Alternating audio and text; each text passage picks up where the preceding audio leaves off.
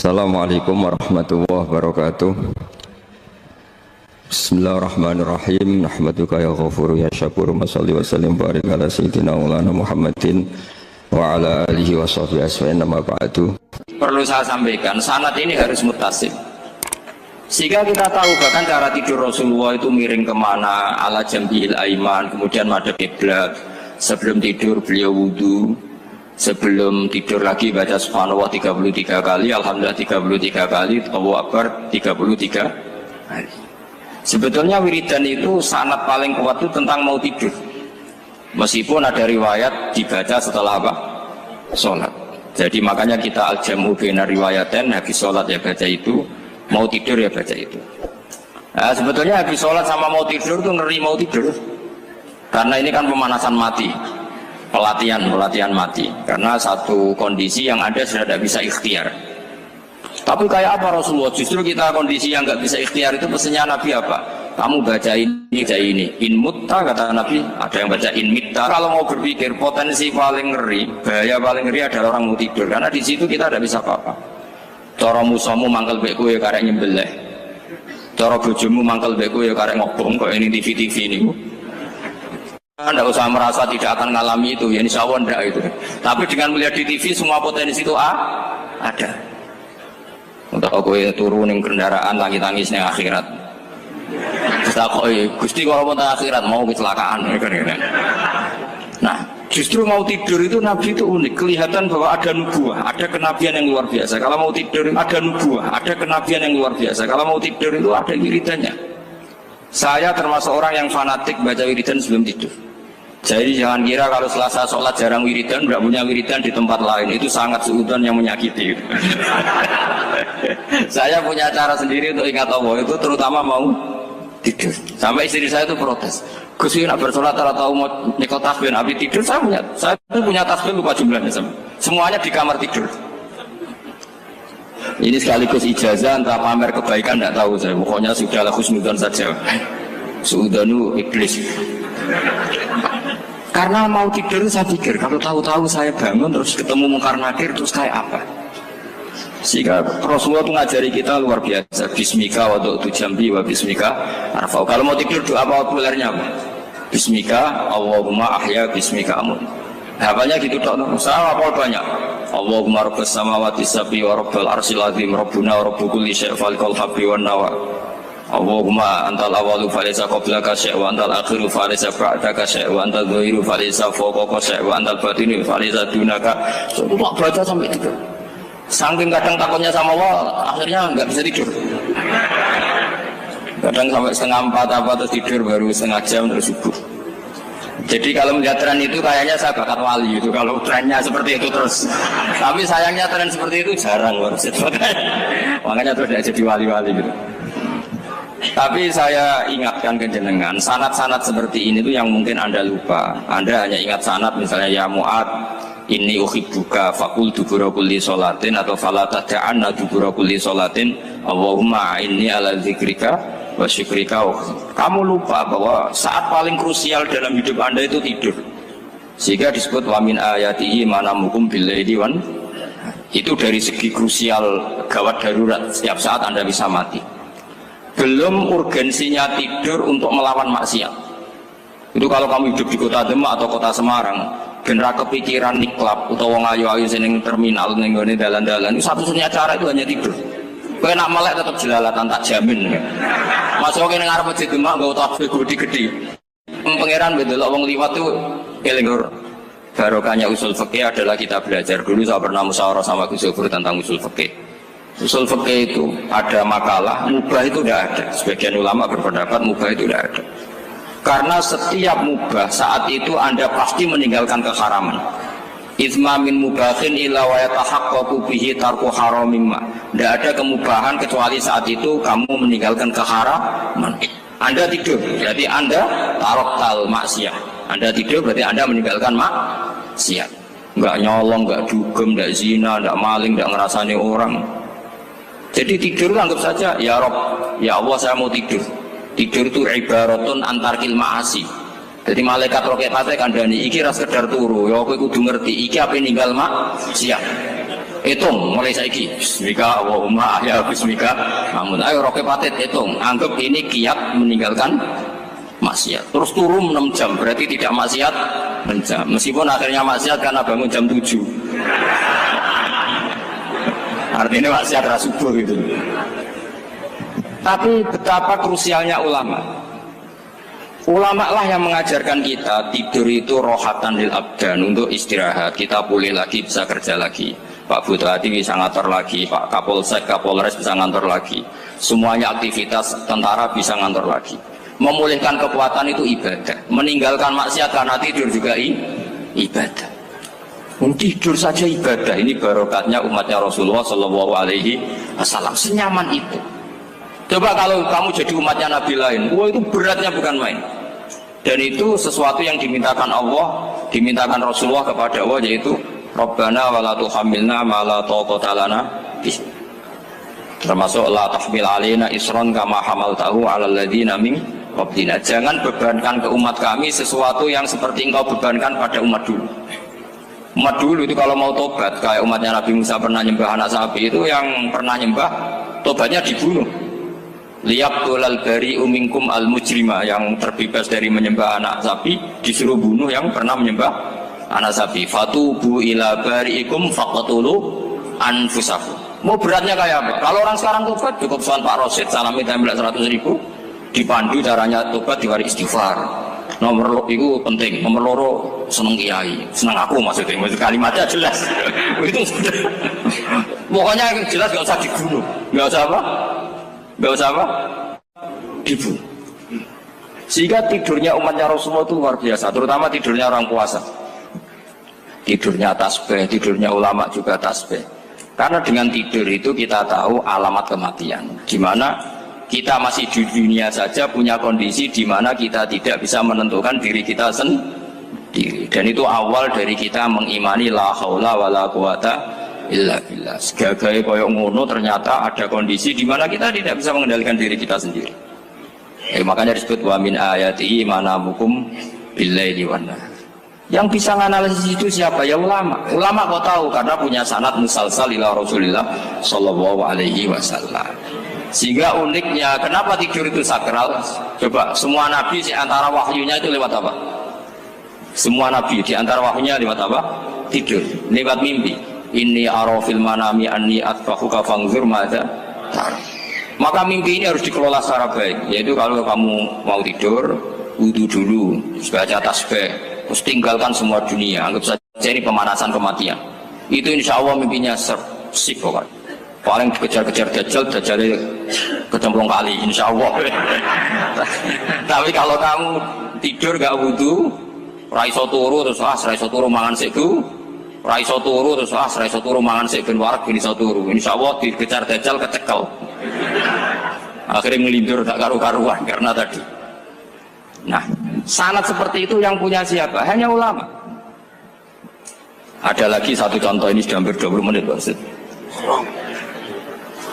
Itu saya pernah ngaji Duraru Kalami Syafi'i, mutiara-mutiara ngendikan Imam Syafi'i. Itu ulama itu mesti ngendikan itu unik. Tadi saya sudah cocokkan sama Bupati, tak tanya, Pak Bupati saya ini punya ilmu dari Bapak, mungkin pas untuk jenengan pakai. Kata Bapak, urip itu podo ya, ngadepi konco, kayak musuh podo ya, malah kadang ribet konco. Dulu saya itu iskal itu janggal.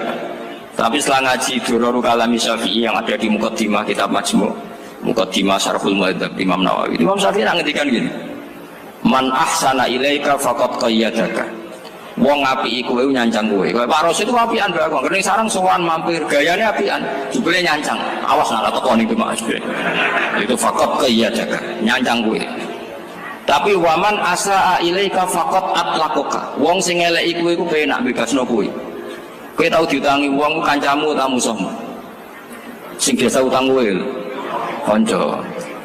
Kowe numpak mobil ketemu musuh enak ra usah nawani, nek ketemu kanca monggo bareng. Sing ngel-ngelo kowe kanca atau musuh. Artinya gini, kanca ya barokah, nggo perjuangan, musuh ya barokah mergo ora tau utang. Jadi segampang itu ulama melihat kehidupan tuh, man ahsana ilaika faqad qayyadaka wa man asaa ilaika faqad atlaqaka. Jadi akhirnya kita hidup tuh berkah terus. Di konco ya nak kata Solo di konco Gus Yofur nak kalau buatan sakit fikih musyawarah, rai sota tasawuf musyawarah. Di konco Pak Rosid, konco rai sederhana. Pokoknya duit. Tadi kurang contoh. Kalau rai Arab kan nggak sederhana, Pak. Wajahnya mewah terus. Ekonominya juga sederhana. Saya sama Rosid sama-sama gak kaya. Jadi ada yang contohkan kan Gus Yofur sama Gus Baknya ngebis. Memang saya sering sama Gus Yofur ngebis sampai sekarang masih sering. Bukan karena miskin yang jelas itu pilihan itu. Jadi ulama itu segampang itu melihat kehidupan. Saya termasuk kiai muda yang nggak takut mati, bukan karena yakin di surga gitu, dan karena saya sering baca berdoa. Allahumma ya Allah, kata Rasulullah, kamu harus berdoa ya Allah, ij'alil hayata ziyadatan li fi kulli khairin wal mauta rohatan li min kulli syarrin. Mungkin sekarang kita ada zina, mungkin sekarang kita ada korupsi, mungkin sekarang kita ada maling, tapi potensi itu tetap ada. Yang bisa ngakhiri itu apa? Kematian.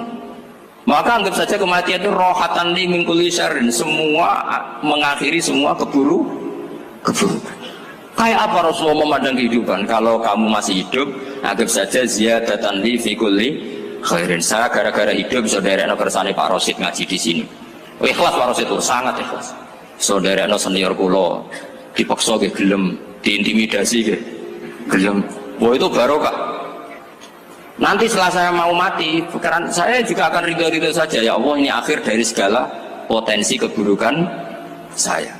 Sehingga kiai NU, kiai alim nak bajingan, tukang ngemel wong kok mati. Saya gitu Pak, niki saya gitu. Tanggane ra ono sing gelem muni saya. Kiai ini maksud, ayo Pak muni saya Pak. Mboten saya ini tempulan dia saya pun mati pun mboten saged nakal nih. Ya jenenge rohatan li min kulli syarrin. Kalau mayit ya rohatan lahu min kulli syarrin. Kayak apa sanad kita ke Rasulullah? Kabeh itu dimana jadi ibadah. Al hayat ziyadah fi kulli khairin, al maut rohatan min kulli syarrin. Kenal Pak Rosid ya ibadah, apalagi kenal Gus Yofur ibadah, kenal Bupati ibadah, konco perjuangan. Kok kenal preman ya ibadah, konco latihan dakwah, anggapnya latihan ngelola rehab. Kenal polisi ibadah, jaga stabilitas nasional, kenal ABRI ibadah, jaga NKRI. Kenal orang nakal ibadah, dianggap pembina. Semua itu ibadah. Kayak apa ajaran agama ini? Semuanya baik-baik saja. Tergantung niat. Tapi sanad ini siapa yang punya? Hanya ulama. Nah ulama itu siapa? Ya orang yang kamu ketemu. Dalam konteks ini Mbah Mun. Mbah Mun ngajari kita macam-macam. Mbah Mun ketemu orang siapa saja hormat. Saya kemarin bikin makalah untuk beliau, termasuk saya cerita dari riwayat Rasul Aqli Ba'dal Iman Billah At-Tawaddud ilan nas wasfina'ul ma'ruf ila kulli barrin wa fajirin. Inti iman setelah akal menentukan kita iman kepada Allah, akal setelah mengantarkan logika iman kepada Allah, akal itu kita gunakan at-tawaddud ilan nas supaya kita bersikap simpatik dan melakukan kebaikan kepada siapa saja. Karena barokahnya kita simpatik nak ngandani wong nggih gampang. Misalnya kita di kiai alim sundulang itu sampean mbek tangga modit, ketemu wong perengut, sing ape ngandel iku sapa? Sementara sing preman, ayo ngopi nggonku sik tenang ae. Sing kiai ini orang begawean ngene kopi kowe. Akhirnya sing preman sakok di pengaruh, sing kiai ini bakhil gak duwe pengaruh. Itu tidak boleh kejadian seperti itu. Makanya ada riwayat wasqinaul ma'ruf ila kulli barrin wa fajirin. Terus kula suwun sanad-sanad seperti itu tidak boleh hilang. Saya itu kitabnya Bangun Al-Ulama Al-Mujaddid itu setengah hafal, sampai sekarang masih tak baca. Kalau mau tidur tak baca, bahkan di tas saya itu ada terus. Ya karena kalau saya di Jogja kangen Bangun baca itu, ketika beliau masih sugeng, apalagi sekarang. Karena jangan sampai saya ini punya fatwa yang mukhalif terhadap fatwanya Bangun. Ini terutama warning sama santri sarang, nggak boleh. Terakhir itu Bangun punya kecenderungan, punya pikiran kayak Yusuf Qaradawi. Ya potensi wajibnya zakat khodrowat fawakih. Menghentikan gini sama sih ingat ketika ngaji sama Gus Yofur Pak Rosid kalau Bangun guyon wong desa iku wis melarat gegere nganti koyo akeh wae Bangun nyontokno gegere macul nganti koyo akeh gara-gara sing ditandur pari wajib zakat. Wong Sulawesi nandure kakao cengkeh zaman iku cengkeh joyo berhubung ora akut gak wajib zakat padahal kaya raya. Jadi fenomena itu sering diutarakan beliau. Lama-lama beliau ngarang di Al-Ulama Al-Mujaddidun. Beliau mengutip pendapat Ibnu Katsir, tentu di era modern kayak Yusuf Qaradawi. Sebenarnya Yusuf Qaradawi sendiri bukan mujtahid, dia yang muqallid juga. Kata Ibnu Katsir, Wa mimma akhrajna lakum minal ard. Yang harus dizakati adalah ma itu umum, apa saja yang keluar dari bumi. Maka kecenderungan Mbah Mun akhir-akhir itu Bu Yao Fawaqih Khudruwat itu dizakati. Tapi beliau tentu tidak ilzam ya, karena beliau sangat syafi'i. Tapi ini kan saran yang baik lah menurut saya. Apa susahnya sih jadi wong lomo gitu. Wong jadi wong medhit kok bila-bila. Lah nek kowe takok takdirin ndi Gus, nak khudrawat fawaqih, melon, kakao, tebu wajib zakat. Takdire iku lomo iku apik, medhit iku elek. Ngoten mawon.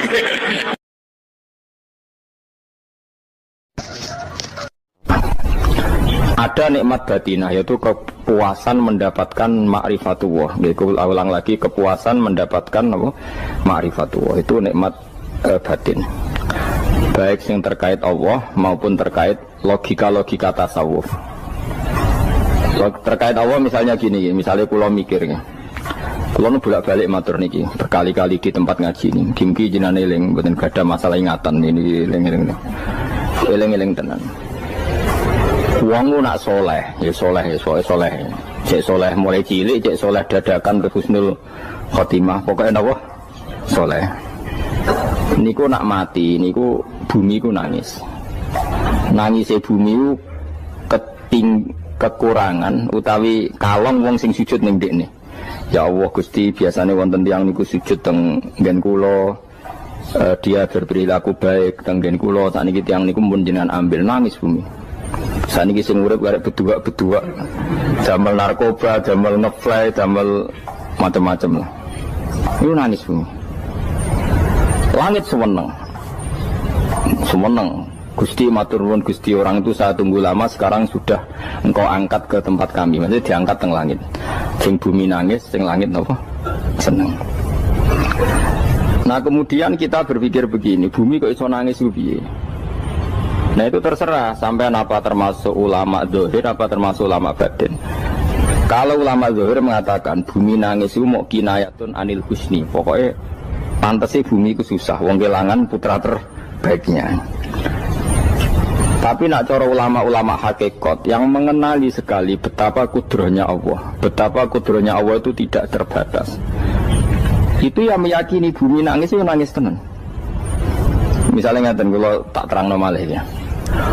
Kowe bayangno dadi Nabi Adam, ngrungokno kowe. Kowe bayangno dadi Nabi Adam. Nabi Adam tenan maksudnya. Terus Nabi Adam orang pertama, dia tahu betul kalau dia dicipta dari bumi. Dan dia pula tahu betul, beliau tahu kalau dia bisa ngomong, bisa mikir, bisa macam-macam. Terus indukannya beliau itu bumi. Mesti pikiran Nabi Adam, jangan-jangan bumi ini juga bisa berpikir kayak saya. Ini kan materi saya, karena saya dari bumi ini bisa ngomong, bisa melihat macam-macam. Terus bedanya apa menurut sobek napa? Umpama kowe dadi nabi napa? Adam, orang yang dekat sekali, qoribu ahdin, dekat sekali dengan kesaksian kudroh Allah. Gini ku dekne roh nak materi ini ke bumi, dan dia orang pertama yang urung lali kamane. Tapi ketika sudah ribuan orang, mungkin jutaan orang, lali, seakan-akan bumi itu tidak jenis dari kita. Bumi adalah hal yang berbeda dengan kita. Kita manusia berakal, bumi itu benda mati. Terus kowe katut wong goblok-goblok, bumi itu benda mati. Sajane ya rada kriminal wong Islam muni bumi itu benda mati. Enggak bisa berpikir, yang bisa berpikir hanya manusia. Itu kengawuran-kengawuran yang kita ciptakan sendiri, kita wariskan turun-temurun. Umpama kowe iku dadi ulama, ngomong ngono iku isin. Bumi nggak nyekseni kue sujud, banyu nyekseni mbok pangan, mbok ombe kanggo sujud. Semua itu bersaksi tentang kita. Ya, karena sama tanglet kulo, cara melogika gimana? Begini, tak wari coro gampang-gampangan ya. Tawarai tauhid sing kasep. Tauhid ini yang dawe Sayyidina Ali lau kusifal khoto umastatu yakinan. Umpama somben tutup-tutup iku dibuka, akulah imanku ora tambah mbek pangeran. Karena tren dunia dan akhirat sama. Zaman yang dunia ya Allah ala kulli saing kodin, kok zaman yang akhirat ya Allah ala kulli saing. Cara Sayyidina Ali, somben aku sematilah imanku ora tambah, meskipun aku ora swarga neraka. Lah kena napa? Darah padha wae ning dunia pertunjukan kudratullah, ning akhirat ya pertunjukan kudratullah. Jadi pikirannya Sayyidina Ali seperti itu. Saya kan lahir misalnya tahun 1970.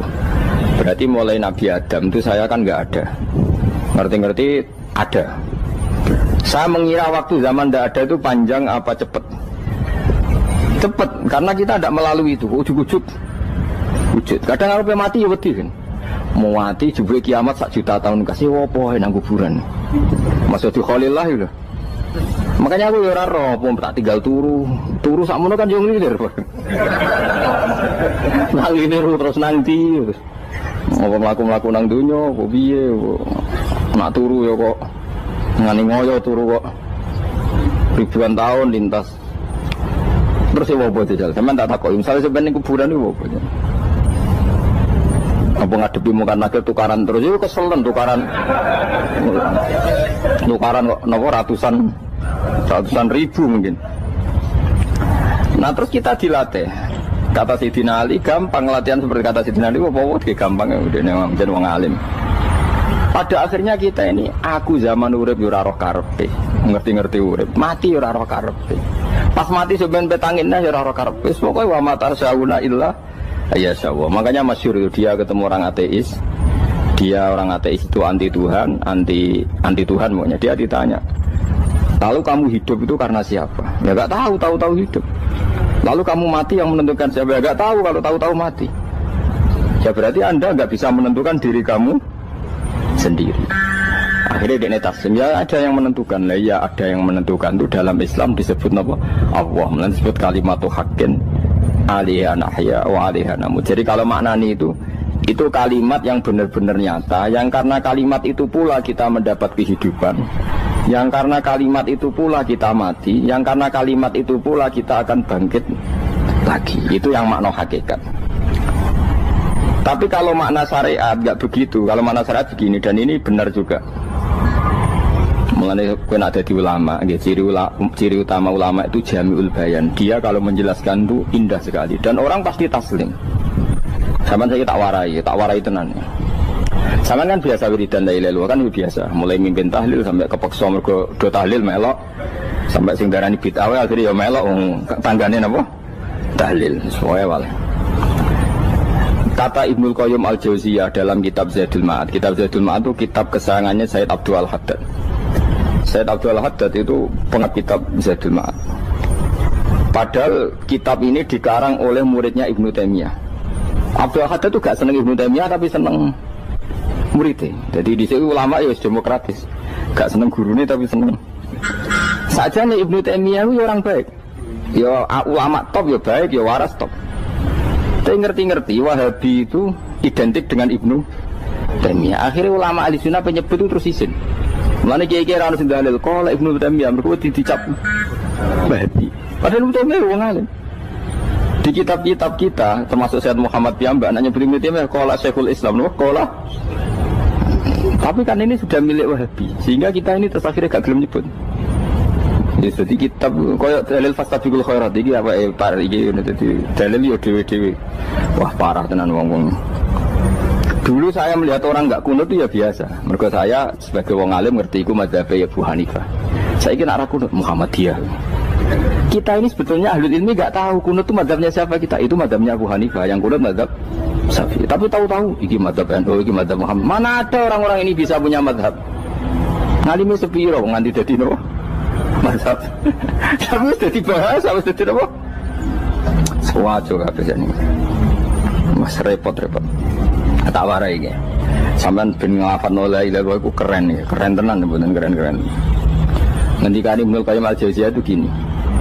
Min asliha khuliqatil jannah wa min asliha khuliqatin nar. Terus wa min asliha khuliqatid dunya wa min asliha bu'isatir rasul wa min asliha qatalar rasul. Terus sampai sekarang saya tak bedai, surga itu kan digawe kelas VIP mewah. Terus dari Rugen ini bidadari dulu kan, nak mini sebut. Kira pitung pulau, wayu kafe kan, rano sengai keriting, wayu kafe, terus gak tahu delok wong liya kan. Kadang bojo kita wis elek cek delok.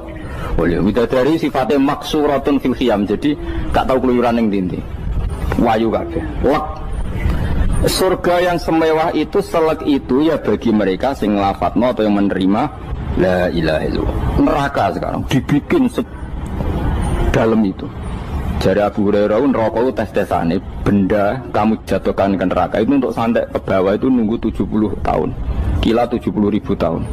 Jadi nak hati yang membuat ceblok neraka itu ceblok itu ngenteni 70 tahun. Betapa dalamnya ngenteni bigo biro ya yang misalnya. Oh itu kontraktor mana saja tidak sanggup itu disuruh ngeduk kedalaman neraka. Iku ya mau kanggo wong sing menolak la ilaha illallah. Jadi kalimat ini luar biasa. Swarga digawe bagi yang nerima, neraka digawe ya untuk yang menolak. Itu kalimat sing nak tahlilan turu iku lho. Iku kalimat sing alasan Allah gawe swarga. Terus kalimat sing suwe-suwe sing lafadzno darani bid'ah iku. Itu kalimat sesakral ini nasibnya akhir zaman iku entek. Gara-gara dilafadzno tahlilan tersangka jadi apa? Bid'ah. Dulu kalimat yang dipuja-puja penyebab surga dan neraka. Saiki kalimat itu tersangka. Mau perkara napa? Bid'ah. Wis aja melok-melok kowe debat ya ora iso makili aku sebarno iso. Kok terusno dalan tor. Dah. Berarti la ilaha illallah itu kalimat yang surga dibikin karena itu, neraka dibikin ya karena itu. Kemudian Allah punya sunnah, lalu butuh pelatihan. Dikasihlah Allah gawe bumi. Dia manusia butuh latihan, dibikinlah bumi. Gendene latihan ikrar la ilaha illallah dengan sadar, dibikinlah bumi, liyabluwakum terus dites. Wes digawe bumi, ono makanan, ono minuman, ono wong wayah, ono pegatan macam-macam, wong diutang wis mbulet macam-macam. Gue ngetes, eling la ilaha illallah apa eling utangi, eling la ilaha illallah apa eling kasuse, pokoknya dites. Karena nggak fair kalau Allah bikin itu kemudian nggak dites, dibikinlah darul imtihan. Dunia itu bahasa Arabnya darul imtihan, tempat tes-tesan. Imtihan mana apa? Tes, liyabluwakum, diuji. Pas diuji kita hidup. Artinya kita dihidupkannya pun oleh Allah demi tes-tesan la ilaha illallah, disebut kalimatul haqqin alaiha. Nah biasanya kita hidup pun ini untuk dites. Pada akhirnya la ilaha illallah apa enggak? Paham ya? Terus dites. Allah itu juga secara hukum itu kan nggak fair, dites kok nggak punya pemandu, dibikinlah rusul, diutuslah para rusul untuk pemandu. Tes itu kan butuh seru, mak pemandu tok ora ono musuhe kan gak seru, dibikinlah setan. Saat ini sebagian kita sudah setan tapi ini ben seru. Lho ndak setan kan minal jinnati wan nas, rumangsamu setan usopo. Baik setan minal jinnati Nah, jadi kena muni auzubillahi minasyaitonir rajim, terjemahnya berlindung Allah dari saya sendiri. Allah itu Lu itu kalau lama dulu biasa auzubillahi min syururi anfusina wa min sayyiati a'malina. Sebenarnya kita berlindung hanya dari setan yang jauh, iblis itu enggak. Ya setan diri kamu sendiri, min syururi anfusina, dari kejelekan diri kita. Ngomongnya do wujud, soalnya setan tuh makhluk gaib sing piye. Lah kowe ku sapa? Nganti kowe maksiat terus mergo akrab klop, roh mbek setan klop, mulai terus maksiat. Udah. Allah ngutus pemandu yang ngecul setan dan fair. Napa? Fair. Jadi semua darul ibtila ini juga demi kalimat. Nah, makanya disebut kalimatul haqqin sing alaiha nahya. Kita hidup ya demi mendapatkan kalimat itu. Kita mati nanti ya demi kalimat itu, artinya mati ke neraka ya karena kalimat itu kita menolak atau mengabaikan. Masuk surga ya karena kalimat itu kita hormat, kita benar dalam memperlakukan kalimat itu. Berarti alaiha nahya wa alaiha nam. Terus wa alaiha nub'as karuan, kalau kamu termasuk minal aminin ya nub'as minas solihin, kalau minal kafirin ya nub'as minal zalimin. Tapi semua desain dunia ini hanya demi kalimat la ilaha illallah Muhammadur Rasulullah. Nah ini kan penting. Bagaimana mungkin kemudian kalimat sesakral ini, sehebat ini, kemudian ada orang tahlil kamu tidur. Kok iso? Kalau jangga kok iso nawang turu? Misalnya kayak mangkel, kalau mangkel sing mimpin Gus, wira barbar. Bagaimana mungkin kalimat yang menyelamatkan Anda, kemudian Anda anggap problem? Elek gak? Apalagi kamu anggap ini bid'ah. Nak cara kula oke lah, ndongakno mayit itu gak ono tuntunan Nabi. Tahlilan gak ono tuntunan. Tapi wis muni tok kono tok. Artinya menduk kono tok ora usah nyerang kalimah, enak kalimah tetap kalimah thayyibah. Soal kowe ora seneng sing tahlil, uga tiga profesi lah iku wonge wae gedhinge jogeman. Ya saya misalnya, saya kadang nggak cocok sama mubalek karena kadang profesi. Tapi saya tidak pernah anti pengajian, bagaimana itu membawa syiar Islam. Tapi kalau mubalek kadang orang seneng, kadang takut untuk piro Bareng sangoni sithik, gak sumpah mek transportasi ini. Lah ngono kok mbok senengi iku piye? Tapi kita terus gedeng keliru iku sing gawa siar Islam. Mana ada pengajian didengar orang banyak tanpa mubalek? Gak iso. Ini iso melepukno barang-barang ra penting jadi penting iso. Lah cara guruku teng larang ngapain melepuk kanggo panggung barang perkara. Tapi kadang ya benar. Yang namanya mudin mubalek ya itu bisa benar bisa salah. Tapi kamu gak boleh gedeng kalimatnya. Pilih kalimat itu kalimat hak. Nah, ini penting kalau utarakan. Sehingga zaman Nabi Sugeng ini rungokno tenan ngaji kula. Zaman Nabi Sugeng ada sahabat. Namanya itu Usamah bin Zaid. Ini sahabat kesayangannya Nabi, hibbu Rasulillah. Usamah itu diutus Nabi perang. Ini dengerin ya, diutus perang. Pas perang itu si kafir tadi menggal temannya. Ada yang tangannya putus, kakinya putus. Wah, seorang kafir ini sudah luar biasa. Bacok sana, bacok sini. Ketika terdesak oleh pasukan Usamah, kebetulan Usamah ini cakap ya, sama beberapa temannya orang Ansor. Orang kafir yang sudah kotoa arjulana wa kotoa aidiana, dia pas terdesak bilang la ilaha illallah. Terus sama Usamah tetap ditusuk, dibunuh karena dia berpikir ini qolaha muta'awid dan dia melafadzkan kalimat itu hanya berlindung dari pembunuhan. Setelah dilaporkan Nabi itu marah besar. Nabi ngendikan kaifa anta ya Usamah bila ilaha illallah idza ja'at bika yaumal qiyamah. Kowe nak ditakoki la ilaha illallah ku piye? Piye wis ngomong la ilaha illallah, tapi sampai ngomong ngoten sak usih ngetoki tangan kula, maksud tangan kula tangan kelompok saya, kaki saya. Nabi tetap jawab kaifa bila ilaha illallah idza ja'at bika yaumal qiyamah. Bukan Nabi menyoal terus. Sampai menjadi fatwa ijma'nya fuqaha, siapapun yang melafatkan la ilaha illallah harus kita terima meskipun qolaha muta'awidzan, meskipun saat melakukan hanya cara zahir berlindung dari kematian, sehingga kita terima. Orang kafir yang 80 tahun kafir melafatkan la ilaha illallah 1 menit menjadi mukmin. Sampai ada ayat qulil ladzina kafaru iyantahu yufar lahum ma qad salam. Ini kalimat yang sakral, bahkan kafir yang 80 tahun saja menjadi mukmin hanya karena melafatkan la ilaha illallah. Mulane yang ngaji saya, yang seneng saya, jangan pernah kamu mengatakan ada bid'ah yang orang bisa jadi kafir. Bagaimana mungkin orang mukmin yang ke kuburan dan melafatkan la ilaha illallah kamu katakan kafir? Padahal kalimat ini yang kafir 80 tahun saja menjadi mukmin. Saiki ana wong nglafadzno la ilaha illallah mergo salah tempat pinggir patok mbok arani kafir. Kok aneh. Mungkin kafir 80 tahun udah dadi mukmin iki gara-gara ngapalno la ilaha illallah dadi kafir. Mergo mau salah tempat. Ning pinggir apa? Patok. Gue nara cocok mending nganggur, wong sering ziarah ku nganggur. Nyatane ya tenan. Cara dene pegawai negeri ora sering ziarah.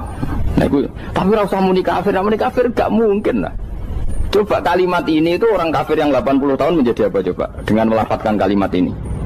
Mukmin kan? Berarti kalimat ini adalah kalimat penghilang kekafiran. Lalu karena dilafadzkan secara salah dianggap kafir. Hanya karena bid'ah itu tidak mungkin. Makanya sebetulnya Wahabi yang alim-alim itu tidak berpendapat demikian. Saya punya beberapa referensi Wahabi yang alim itu tidak pernah mengkafir-kafirkan orang karena perdebatannya seperti itu. Misalnya ini wis kuwajo. Sebenarnya kalau orang alim itu ya mirip-mirip, entah Wahabi entah tidak mirip-mirip. Karena kalimat tadi. Wahabi itu kitab terbesarnya itu Ibnu Taimiyah. Ibnu Taimiyah itu punya murid Ibnu Qayyim Al-Jauziyah. Sampai sekarang saya lihat di fatwanya Ibnu Taimiyah itu begitu hormat sama orang-orang kita ini sama. Tapi tahu-tahu lewat penyaduran sana sini terus menjadi kacau. Jadi kalau balik ini malah sampai nak kepengen dua nikmat batinah. Seperti tadi yang saya utarakan, swarga dicipta sedemikian mewah ya demi yang menerima la ilaha illallah. Terus neraka dibikin se-ekstrim itu juga bagi yang nolak. Kemudian dibikin daru pelatihan yaitu dunia ya karena kalimat, berarti kalimat itu luar biasa. Wa biha qamatis samawati wal ardu. Kalimat ini pulang menjadikan langit bumi berdiri. Lalu sekarang kita bisa ngomong, bisa berpikir, bisa ngadekno BPKB macam-macam. Itu karena kita sendiri apa karena kudratullah? Saya tanya. Karena kudratullah. Kalau karena kudratullah, apa susahnya Allah bikin kemampuan tanah ini nangis, tanah ini susah. Wong podo-podo kowe iso nangis, iso mikir ya mergo kudratullah, ndak karena kamu. Harusnya ya sama, bumi-bumi ini bisa menangis juga karena kudratullah. Makanya bumi ini menangis ketika nggak ada orang yang sujud. Itu ya mungkin. Wong zaman kowe iso nangis ya krana kudratullah, mestine bumi yang kamu katakan benda mati, hakikatnya dengan kudratullah juga sama dengan kita. Mulane tengene kitab Al-Husunul Hamidiyah, kula ngrasa utang tenan mbek kitab niku. Dulu saya ngaji 2 tahun kitab Al-Husun. Kitabnya kecil tapi saya ngaji itu 2 tahun. Berkali-kali saya ulang. Itu beliau cerita gini. Dia yang ngarang itu orang alim, kebetulan dia orang India. Memang kelebihannya kitab dikarang orang Arab itu luweh bulet. Wong Arab kan semuanya Islam, karangannya itu standar. Ini dikarang orang India. Di Tonggo Blodor, di masjidnya, dikarang ulama yang masyarakatnya itu udah karu-karuan. Dia cerita itu gini. Manusia itu punya satu kebodohan, di mana kebodohan itu disebabkan oleh Robtul Asbab Al-Adiyah, mengkaitkan sebab sing biasa-biasa. Misalnya gini. Sama saya kita omongi, misalnya ada orang bilang gini, batu ini nanti itu menjadi ayam. Orang bilang mukhal apa enggak? Enggak, jawab saja. Mukhal. Kenapa bilang mukhal? Karena dikira enggak bisa kan? Enggak, jawab saja. Jawab satu-satu. Batu ini menjadi ayam. Kamu jawab mukhal. Alasannya apa? Alasannya enggak mungkin terjadi apa kamu enggak bisa? Sebetulnya karena kamu enggak bisa. Udah. Lau ukhbiro dzakar rajul, andai kan orang itu kamu kasih tahu, kelungsu ini biji asem itu, biji pohon asem itu. Nanti yang kecil ini suatu saat besar. Setelah besar buahnya banyak, tambah besar. Terus orang bilang mungkin.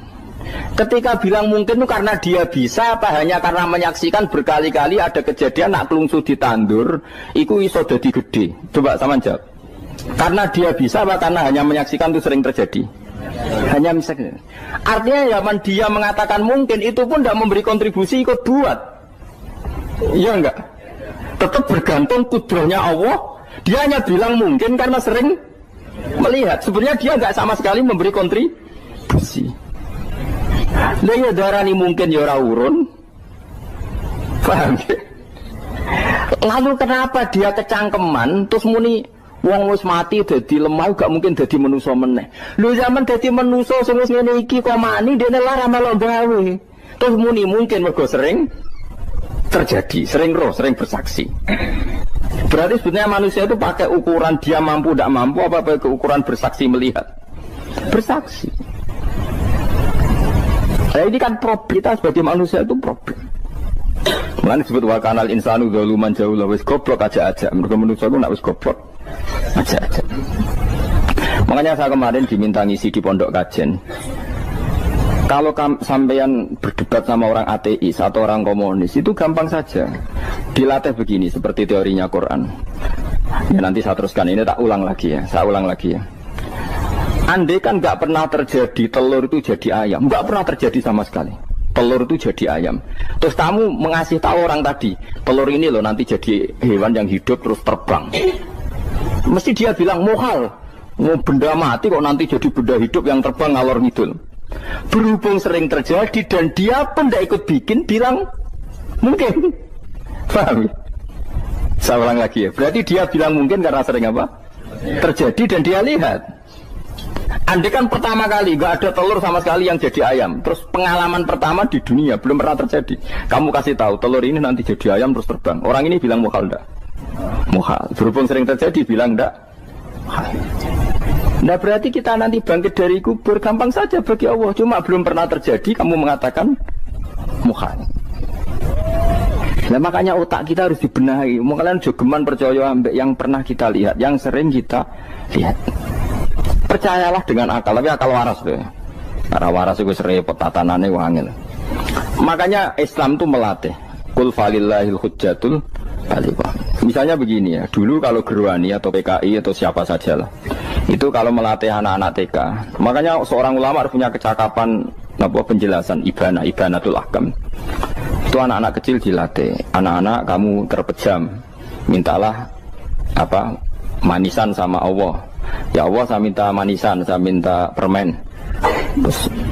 Terus disuruh buka, dapat nggak anak-anak? Nggak dapat bu. Wah berarti Allah nggak ada. Sekarang minta sama bu guru. Bu guru kami minta permen dikasih. Berarti yang ada bu guru bukan Tuhan gitu.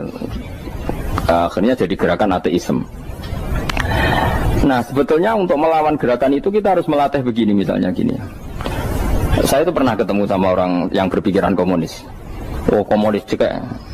Dia nantang saya gini, Pak, pokoknya saya tidak bisa menerima konsep Tuhan sebelum Anda bisa menjelaskan kenapa ada Tuhan. Jadi, bocah kok elek ini. Nah, aku ngerti aja, sak cerdas ini tetap cerdas aku yakin tetap cerdas aku.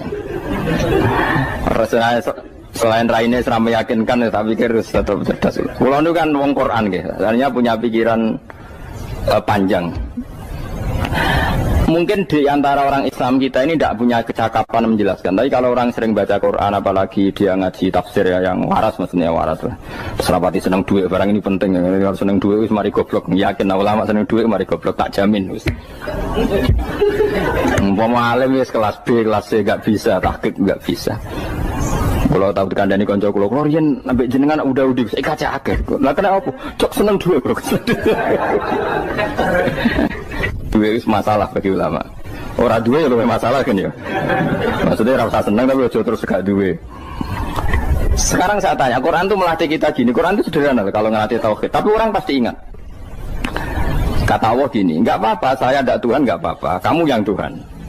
Tapi buktikan kalau kamu Tuhan. Caranya gini.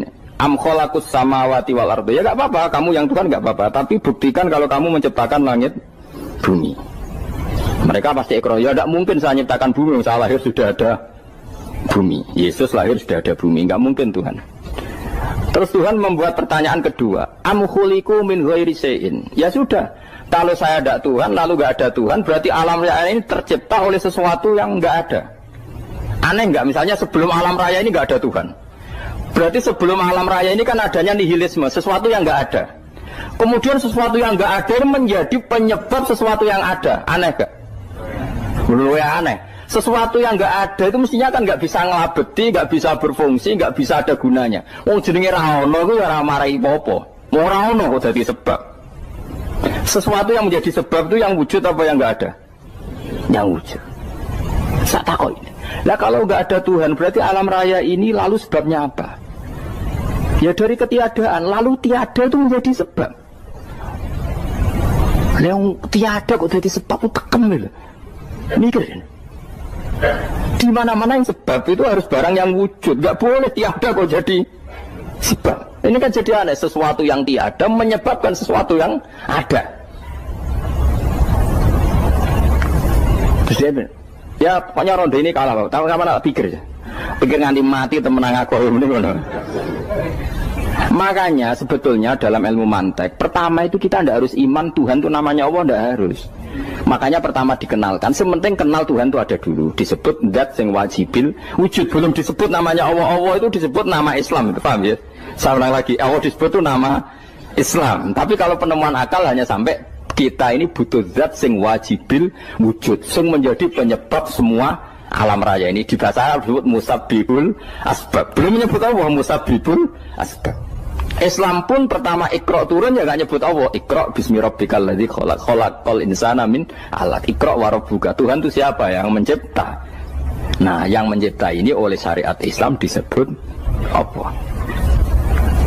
Tapi dalam logika yang penting gue kenal si ono musabbibil asbab. Pastikan bahwa alam raya ini yang wujud pasti disebabkan sesuatu yang ada. Nggak boleh barang wujud kok diciptakan oleh sesuatu yang tidak ada. Yang gendeng ora barbar barang ra ono mbok sifati al-khaliq. Sing gawe langit bumi apa? Pencipta. Penciptane apa? Sesuatu yang tidak ada. Kowe ikhlas dutek ngono kowe ikhlas ora ya? Gak kowe ikhlas ora dutek ngono kowe ikhlas ora. Kowe gelem dadi bodoh niku. Gelem kan? Mboten. Nah, nikmat ngono jenenge nikmat batin. Mulane sing suwenang mbek kalimat la ilaha illallah. Wes ana sing bid'ahno Allah iku wong nganggur wis beno sauni-unine. Tapi kadang memang kita berlebihan. Tahlilan ra barbar 40 dinane ra barbar. Muga alasane wis disangoni akeh tahlil sedih lho sakake penggemar sing keselen sing rantuk sangu ya buta cepet. Lani cara kula niki penting kula utarane. Kowe nek ora cocok tahlilan 40 dina wis ngomong ae kira cocok model harinya. Tapi ki aja menolak kalimat la ilaha illallah iku disifati Kanjeng Nabi kalimat thayyibah. Wong Nabi nyifati thayyibah, kalimat yang suci kok nyifati bid. Soal kira cocok wong sebut. Misalnya kamu bilang saja wong mati wis sangu amale lha apa didongakno barang. Nek kowe penandunge ora usah ndonga. Wis ora usah biasa wae. Kula lah mbok dongakno ora seneng. Gak meyakinkan. Kalau di swarga butuh dongamu ora ono swarga fadhole pangeran apa butuh ngono barang. Ya tapi kowe donga aku ya seneng. Senenge ya semau lah timbang nyanyi-nyanyi rame-rame sadok ngono. Mbok mandi ora pokoke donga. Saya ulang lagi ya. Makanya Quran itu melatih logika sampai seperti itu. Am khalaqus samawati wal ard bala yuqinu sampai terus diulang-ulang. Am khuliqu min ghairi syai'in. Kalau mereka merasa Tuhan enggak apa-apa, tapi buktikan mereka ini wujud sendiri tanpa sebab. Atau begini, kalau mereka tidak tahu sebab pencipta langit bumi, mereka sendiri suruh yakin kalau mereka adalah penciptanya. Am humul khaliqun, enggak apa-apa.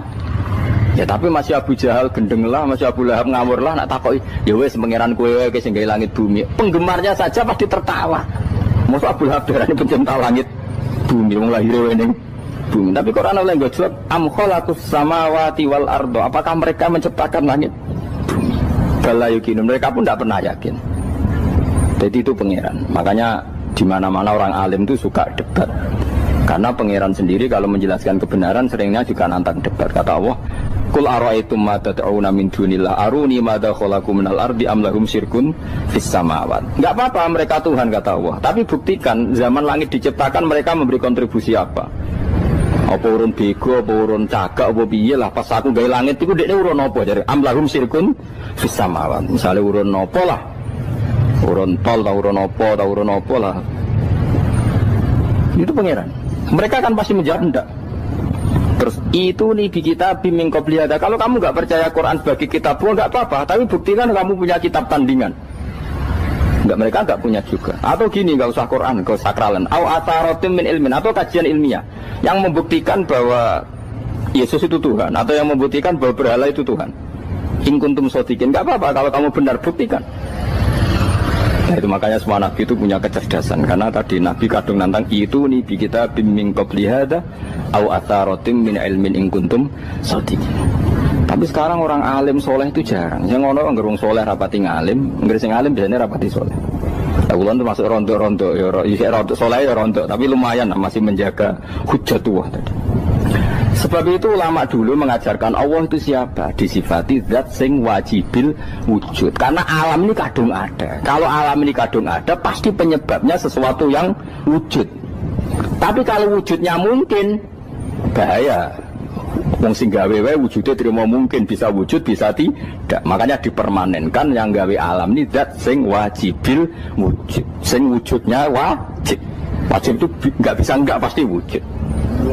Nah terus kita kenal itu namanya Khaliq, itu musabbibil asbab, itu Khaliqul asya. Lalu oleh Islam zat yang demikian itu disebut Allah. Terus jadi la ilaha illallah. Nah orang yang bertauhid gini tentu punya kenikmatan batin yang luar biasa. Sehingga saya bayangkan nanti mati yang ngono biasa wae kan. Gusti zaman kula teng donya ora melok ngatur oksigen, ngatur nyawa, ape mati ndak ngoten. Mulai dari Siti Nali, jenengan jemben nak mati tambah pinter apa biasa? Ya biasa wae. Ning bumi yo ndelok kudrohe Allah, kok ning akhirat ndak ora padha wae ndelok kudrohe Allah. Mulane beliau masyhur guyonan beliau lauku sifal ghata mastatu yaqinan. Soben aku nek mukasyafah ning akhirat imanku yo ora tambah, ya biasa wae, standar-standar wae. Maksudnya kowe ning donya ujung-ujunge paling pokok ya menyaksikan kudratullah, soben ning akhirat ujung-ujunge paling pokok ya delok kudratullah. Ning donya saiki Allah ya matlubi sing kita cari, soben ning akhirat ya Allah matlubi. Paham ya? Artinya hukum dunia dan akhirat itu sama. Kita di dunia golek ridhanya Allah, ning akhirat ya golek napa? Ridhanya Allah. Lah soal kecil itu, tapi ning akhirat ada masalah, pun rokok masalah, itu utang ditagih yo masalah, kere suwi ku yo masalah. Ya biasa, jenenge makhluk anane masalah. Sing ora oleh di masalah pangeran. Pangeran jodohe masalah. Biasa wae. Saya ini termasuk kiai yang enggak suka dekat sama orang-orang top. Bukan karena hasud. Memang konstitusi kiai harus gitu, la tamuddanna ainaika. Kenal orang lebih tinggi itu kan resiko. Misalnya saya kiai desa, mungkin punya keri tua sudah seneng, punya kijang tua sudah seneng. Gara-gara kenal Pak Wahid naik Kempri, waduh kok saya kalah itu. Kenal orang itu kan resiko. Mungkin dosen-dosen sini kalau kenal saya di Rembang juga resiko. Di sini gak ada cium tangan, biasa dosen, wah gak enak jadi dosen. Jadi memang harus dibatasin. Sekiranya mungkin orang terus, karena la tamuddanna ainaika ila, kamu jangan sering melihat orang lain yang mungkin secara lahir dapat nikmat yang lebih tinggi dibanding Anda. Kalau kamu nggak bisa ngelola hati Anda bisa hasut, Anda bisa dengki. Paling tidak Anda bisa ada syukur. Loh, saya itu sering didolani pejabat. Juga sering melihat pejabat di TV. Naik mobil aja ada yang naikkan. Bahkan kalau wudhu itu anduk aja ada yang bawa. Tuh kalau yang nggak kuat, weh naik jadi pejabat. Ya makanya terus konstitusi Kiai itu mengatur, sudahlah mata kamu itu kamu batasin. Jangan melihat sesuatu yang potensi menjadikan Anda tidak syukur. Jadi saya mohon, ini memang konstitusi saya sebagai Kiai, jadi saya tapi di hati saya tetap akrab. Saya doakan semua orang Indonesia, kita doakan. Kita ingin semuanya tambah baik, tambah. Tadi katanya mau naik kelas ya. Kalau naik kelas dari rumah saya niatkan mari mengkaji diroyah. Diroyah itu melogikakan riwayat. Jadi misalnya kita sering dengar Rasulullah SAW sering ngendikan kalian masuk surga itu bukan hanya berdasar amal, tapi berdasar anugerah Allah Subhanahu wa Ta'ala. Oke, kita sepakat amal kita, perilaku kita, ibadah kita andaikan dikompensasi dengan nikmat yang Allah berikan tentu tidak seimbang. Untuk bayar itu saja sudah lunas. Jadi Anda semua tidak berhak masuk surga. Sehingga di beberapa riwayat dijelaskan ada orang yang 500 tahun ibadah nggak pernah maksiat. Ditanya sama Allah, kamu masuk surga karena apa? Karena ibadah saya ya Allah. Ya sudah, surga kamu 500 tahun saja karena ibadah kamu 500 tahun. Ini cerita umur-umur orang dulu. Ya Allah, katanya surga engkau ini selamanya. Ya kalau yang selamanya itu rahmatku, kalau amal kamu terbatas ya surganya sesuai amal kamu ya terbatas. Ya sudah ya Allah, berarti masuk saya surga saya ini karena fadl engkau, karena anugerah engkau. Itu namanya apa? Diroyah. Diroyah itu satu kajian analisis di mana kita percaya riwayat, tapi kemudian punya logika, punya diroyah. Ini penting supaya tauhid kita ini kuat. Jadi dulu ada orang yang sangat cerdas, namanya Jubair bin Mut'im. Dia saking cerdasnya, juga kaya, juga tokoh, dikirim sebagai delegasi pembebasan Asra Badrin, tawanan Badar. Kemudian pas datang ke Masjid Nabawi, Nabi delalah pas baca Wattur wa kitabim mastur. Sampai pada titik Nabi baca Am khuliqu min ghairi syai'in am humul khaliqun. Apakah penciptaan yang sedemikian canggih itu dimulai tanpa perwujudan, tanpa sesuatu yang real, yang maujud? Orang itu langsung bersimpuh, matur, ya Rasulullah saya Islam. Ada qalbi yatir, hampir hati saya, otak saya, pikiran saya itu terbang. Karena logika yang dibangun ateisme misalnya, kalau alam raya ini dimulai dari nihilisme, berarti logikanya apa? Al-adamu yakhluqu maujudan. Alam raya ini kan maujud. Maujud itu ada. Kalau yang lebih dulu itu ketiadaan, berarti ketiadaan menjadi sebab kewujudan. Kalau dalam bahasa Arab itu al-adamu yakhluqu maujudan. Sesuatu yang harusnya nggak jadi faktor karena ketiadaan menjadi faktor sesuatu yang nyata. Itu kan nggak masuk akal.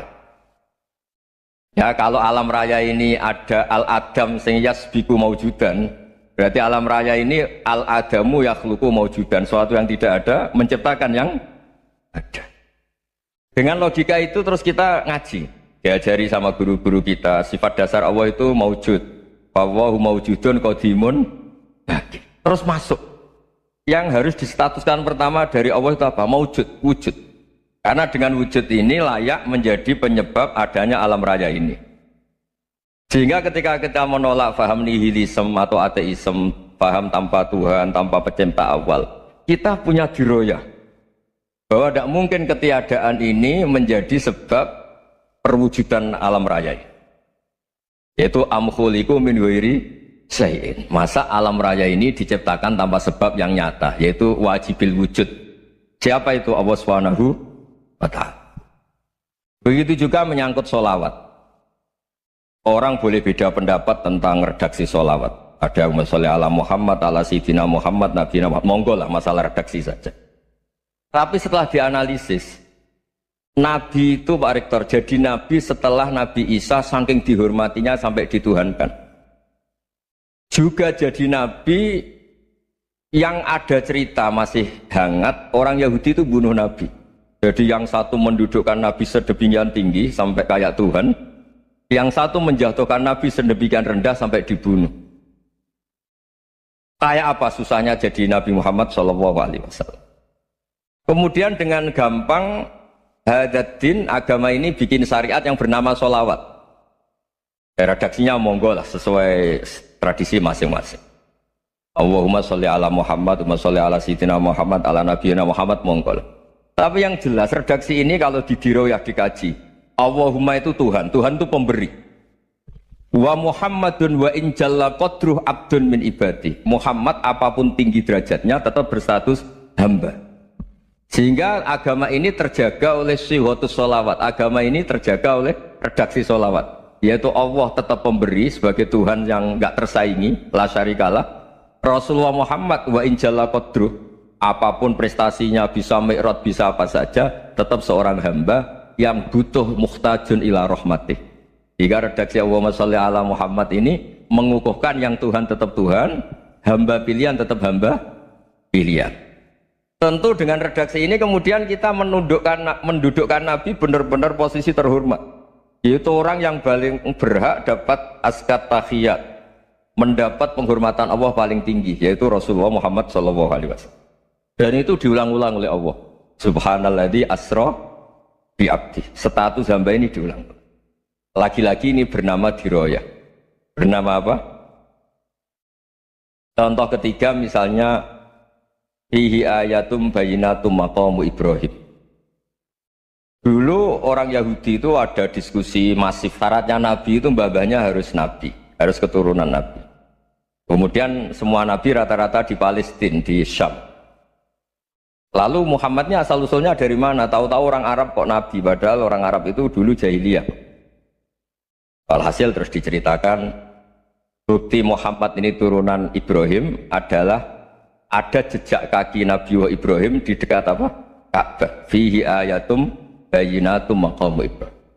Kalau Nabi Ibrahim pernah di Mekah, artinya beliau pernah meninggalkan turunan yang di Mekah, yaitu bernama Nabiuna Muhammadun sallallahu alaihi wasallam. Itu disebut fihi ayatum bayyinatum maqamu Ibrahim.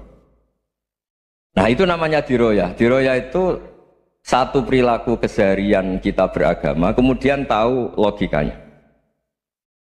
Yang keempat misalnya, mangkana yu'minu billahi wal yaumil akhir fal yukrim apa?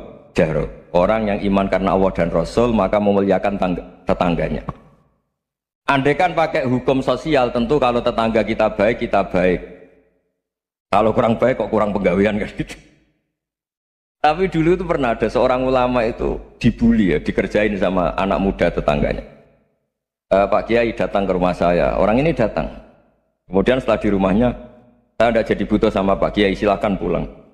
Itu Kiainya senyum menikmati. Dan itu terulang 3 kali.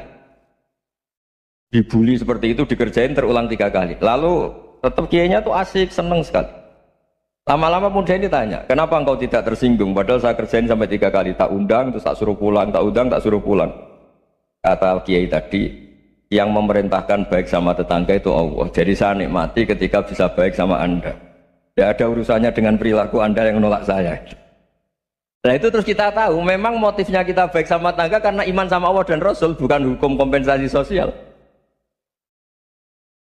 Jadi kalau mau diteruskan Pak Rektor, saya ngajar di sini ya karena perintah Allah, itu orang alim harus ngajar, bukan karena perintah Rektor.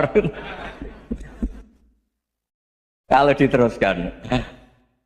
Ya saya mohon juga gitu, para dosen, para karyawan di sini kalau nggak khianat dengan UI itu karena takut sama Allah, jangan takut sama rektor. Kalau Anda baik juga karena Allah, jangan baik karena apa? Rektor. Bagaimanapun ya semua kita ini makhluk. Makhluk itu la yadurru wa la yanfa. Begitu juga melihat Indonesia. Melihat saya ini kan ikut di UI itu lama sekali, ikut sama Profesor Zeni, dari anak Profesor Zeni nulis tafsir. Mungkin Pak Hersoyo tahu banyak, dulu Pak Lutfi ya tahu banyak. Tapi saya memang nggak pernah terbuka karena ya memang nggak ingin sebenarnya. Kondisi ini kondisi darurat. Sehingga saya tahu cara berpikir Profesor Zaini, ya tahu komitmen beliau pada UI. Dan pendiri UI memang ya banyak yang dari tokoh NU, Muhammadiyah, dari tokoh-tokoh ormas yang lain memang didirikan banyak orang. Hingga UI memang nggak milik ormas apa tertentu. Dari satu sisi memang baik, nggak dikuasai ormas tertentu, tapi nanti kalau keterusan ya nggak berbentuk. Ya sudahlah dikelola saja, sambil jelas, sambil kadang nggak jelas, yang penting ikhlas tadi. Karena kalau terlalu asobia itu jadi repot. Kita ini yang nekuni fikih itu tahu, kalau tidak kunut itu madhabnya Hanafi, kunut itu madhabnya Syafi'i. Tahu-tahu seakan-akan Imam Syafi'i itu NU, Imam Abu Hanifah itu Muhammadiyah. Padahal ini orang-orang yang sebelum NU dan apa? Ahmadiyah. Jadi kalau kita yang nekuni ilmu itu biasa saja dengan perbedaan. Tapi kalau orang-orang yang nggak siap dengan perbedaan itu sampai Allah disifati Ta'ala itu tidak terima. Padahal Ta'ala itu maknanya Maha Luhur, yang Maha Agung. Jadi ada seorang kiai kebetulan pidato pertama Pak Rektor. Assalamualaikum warahmatullahi ta'ala wabarakatuh. Di mubalik kedua ini nggak terima karena itu dianggap bid'ah ada Ta'ala. Hanya dia bilang Assalamualaikum warahmatullahi tanpa Ta'ala wabarakatuh. Itu saking asobiahnya itu Allah ditambahi Ta'ala itu tidak terima. Padahal Ta'ala itu maknanya Maha Agung. Nah itu kan jadi repot kalau asobiah gitu. Kalau kita ngadepi perbedaan itu biasa saja. Karena kita mungkin bacanya banyak, lihat hal-hal seperti itu ya. Berkuahnya nggak jelas itu menjadi orang tuh bijak. Ini sekarang nakal, jangan-jangan nanti jadi orang baik. Yang sekarang baik, jangan-jangan suatu saat jadi tidak baik. Semua orang introspeksi. Nggak ada jaminan kalau kita sekarang baik akan baik terus. Nggak ada jaminan kalau kita sekarang buruk akan buruk terus. Sehingga terus banyak kiai-kiai bijak itu memang lahirnya nggak tegas, tapi nggak tegas itu yang menjadikan bijak. Karena sama-sama mungkin. Itu yang disebut laisa laka minal amri syai'un aw yatuba alaihim wa yu'adzibum, itu tidak wilayah kamu. Ketika Allah mengomentari orang munafik juga wa yu'adzibal munafiqina insya'a aw yatub. Bisa saja ada yang disiksa, bisa saja ada yang dikasih tobat.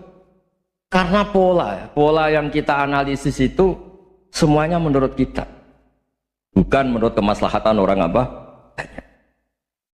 Saya punya sekian contoh cerita orang yang sowan kiai baik-baik, mungkin bawa gula atau salam dabla, tidak tahu lah, itu tidak mesti jadi wali. Tapi kali Joko yang kenal Sunan Bonang itu kenalnya itu karena ingin begal, malah jadi wali. Tapi tidak usah dicoba. Umar itu nyari Nabi itu mau dibunuh, tapi malah tobat jadi orang baik. Jadi ini penting ngaji ya, supaya tidak tegas itu, tidak jelas itu kadang baik. Nah termasuk saya juga termasuk dia yang milih tidak jelas. Saya sering gojol gini, Fajar Hadili ini murid-murid saya sering saya gojol. Kalau semua sistem pendidikan kayak kampus, kayak UII, kayak UIN semuanya, itu sistem yang bagus karena tertib, jam kuliahnya jelas, mata kuliahnya jelas. Kalau di pesantren itu Pak Arso itu gak tertib, tapi justru itu enak ketemu di jalan orang berani tanya. Nah ini kalau mbak-mbak misalnya menstruasi, mau belajar haid nunggu semester berapa baru tahu. Itu bisa sekian tahun nggak sholat karena nunggu pelajarannya baru diterangkan. Mau haji juga gitu, nunggu mata pelajaran haji. Kalau nggak jamnya nggak mau dosennya ngajarin. Ya, kalau kiai kan enggak, ketemu di jalan tanya dijawab. Jam berapa juga dijawab. Artinya Indonesia itu berkah, ada sistem kampus yang tertib. Ya semoga termasuk tertib gajinya. Tapi tertib gajinya itu juga sebenarnya rugi. Saya sering ada pegawai negeri Gus, tolong doain saja di PNS enak jadi. Gajinya tetap. Kata saya nggak mau kalau gaji saya tetap. Kok bisa Gus enak tiap bulan mesti dapat gaji. Kalau tetap nggak naik-naik kata saya. Kalau kiai gajinya nggak tetap, tapi di atas yang tetap kata saya. Artinya Indonesia itu berkah. Kalau semuanya pakai sistem pendidikan setertib ini, orang mau tanya haid ya nunggu pelajaran haid. Bab haji ya nunggu pelajaran haji. Tapi kalau ketemu kiai itu enggak. Ya pokoknya saya pernah di pasar, Gus mau tanya apa? Anak saya keluar darah terus gini-gini. Padahal biasanya haid hanya 7 hari gini-gini. Ya sudah kembalikan ke biasanya, rudat ilal adat.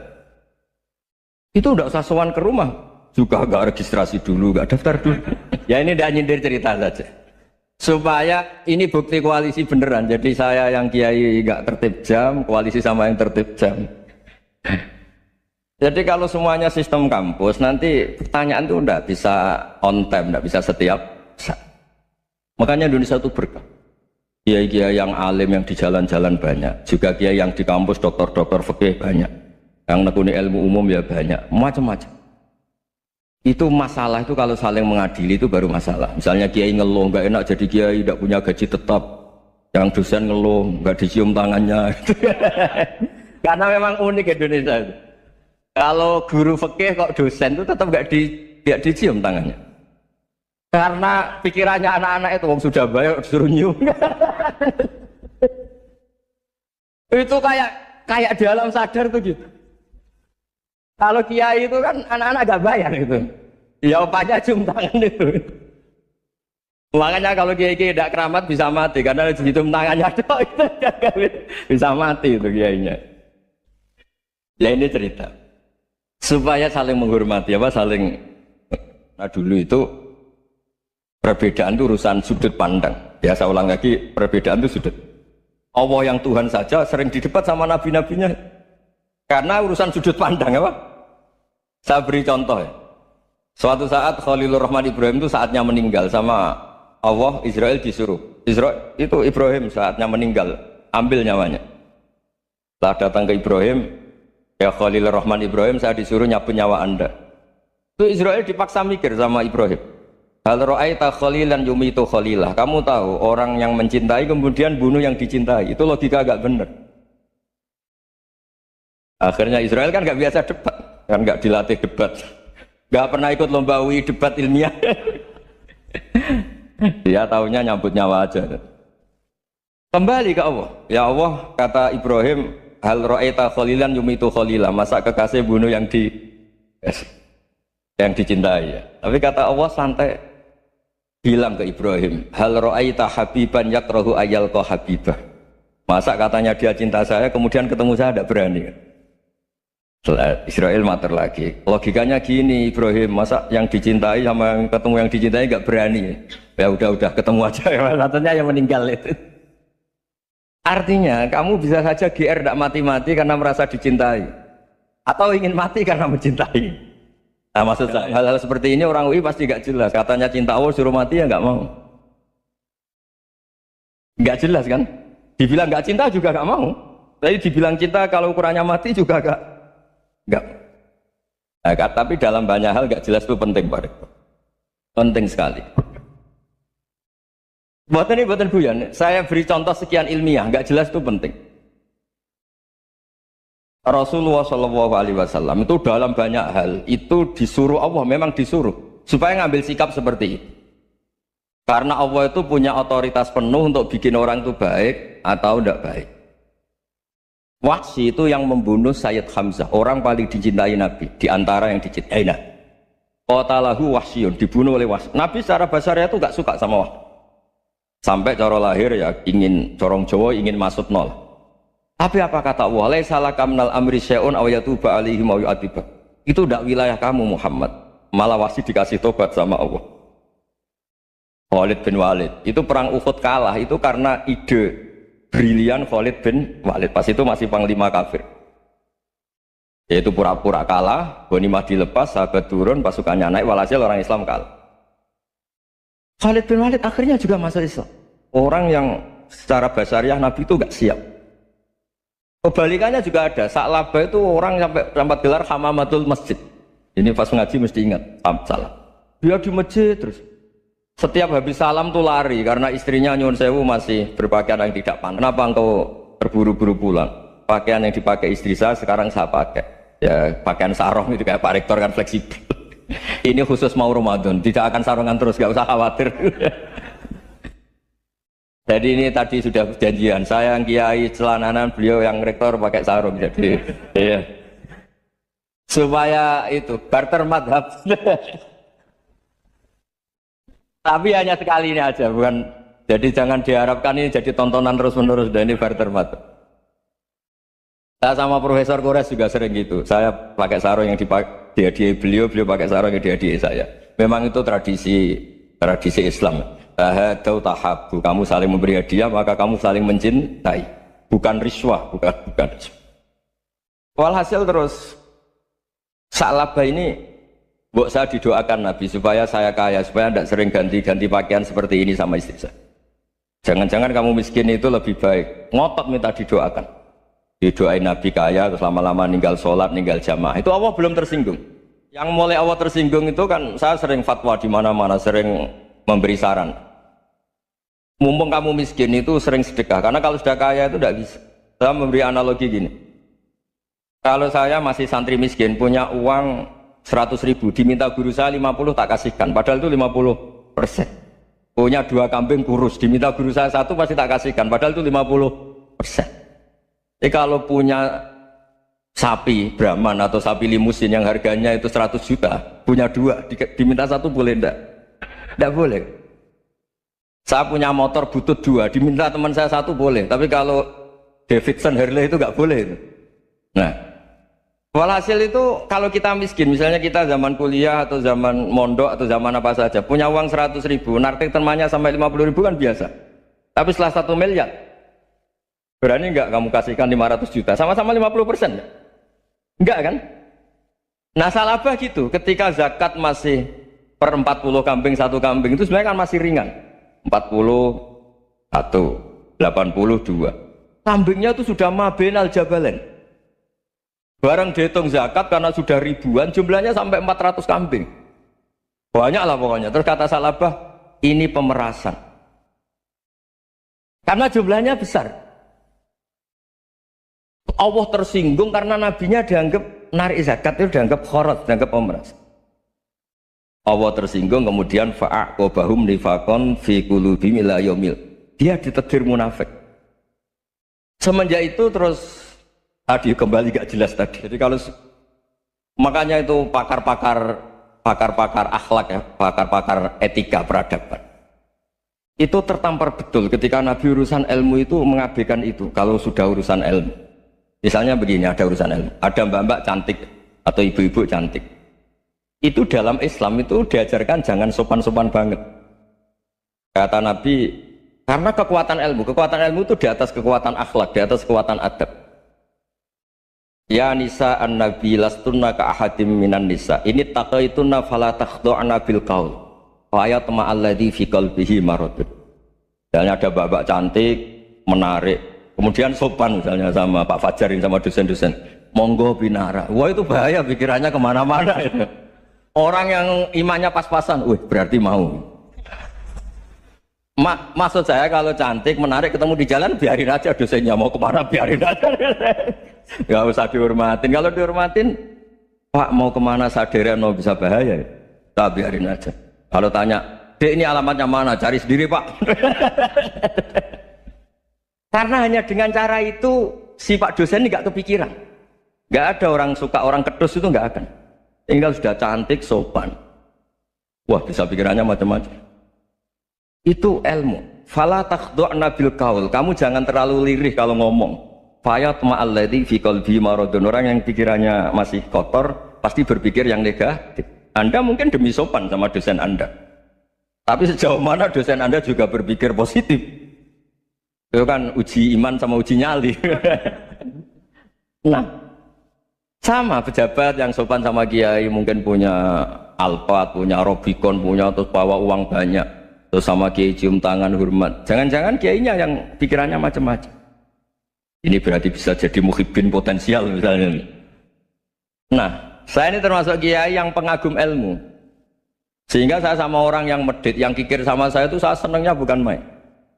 Kenapa? Karena kalau orang medit itu gak berhak. Kalau orang lomo 1 juta minta surga, 2 juta ya minta apa? Surga. Gus salam template 200.000 aja kadang minta surga. Tapi kalau yang kikir-kikir ya sudah salaman tok sudah, gak minta apa-apa kan dia tahu diri, nggak bayar kok minta. Maksud saya Islam itu luas, dinikmati saja Pak, dinikmati.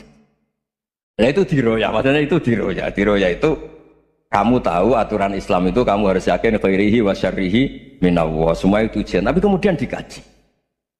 Makanya saya ini termasuk pengagum Imam Syafi'i. Imam Syafi'i itu dikasih tahu, ada orang yang di depan engkau cium tangan hormat, tuh di luar ngomong-ngomong, ngata-ngatain Anda. Imam Syafi'i tertawa-tawa sewenang.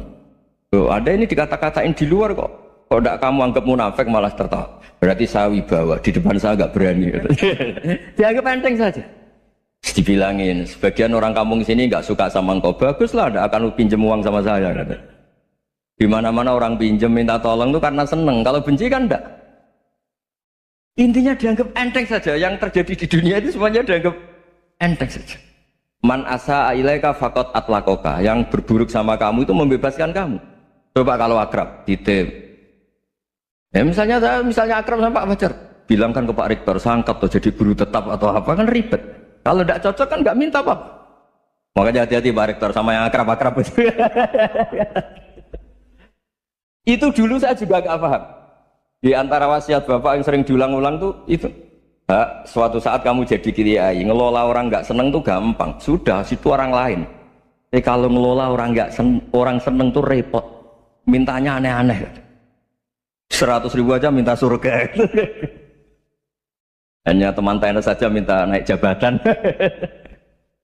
Intinya itu ya sudahlah dikelola. Yang seneng ya berkah, mungkin teman berjuang, teman diskusi. Yang nggak seneng ya berkah, karena ini tidak minta macam-macam, enggak seneng. Nah itu namanya diroya. Diroya itu satu kajian keilmuan yang menjadikan kita ini nyaman dengan riwayat-riwayat, panduan-panduan dari Rasulullah Shallallahu Alaihi Wasallam kayak tadi. Kenapa sih tentang baik sama tetangga, baik sama tamu? Hitung-hitungannya itu mangkana yu'minu billahi wal yaumil. Seseorang bertobat. Dulu umatnya Nabi Musa ada yang menyembah anak sapi, ijel itu harus tobat. Itu tobatnya ekstrim betul. Kalau tobat sekarang kan cukup istighfar sama istighosah. Kalau dulu enggak, liyak tulal bari uminkum al mujrimah, yang terbebas dari dosa menyembah anak sapi, membunuh yang terlibat atau pernah menyembah anak sapi. Makanya ayatnya apa? Fatubu ila bariikum faqtulu anfusakum. Ya, jadi orang-orang yang pernah menyembah anak sapi itu tobatnya apa? Faqtulu anfusakum. Sebab itu semua ulama berkewajiban menerangkan nasa manusia. Sampai Sayyidina Ali suatu saat ada mubalek atau ustadz itu ngajar di masjid, ditanya, kamu tahu nasa manusia enggak? Enggak tahu. Kata Sayyidina Ali, berhenti jadi mubalek, lisensinya dicopot. Dicopot, kemudian halakta wa ahlakta, kamu rusak juga merusak. Kenapa demikian? Logikanya begini, semua nabi itu kan panutan.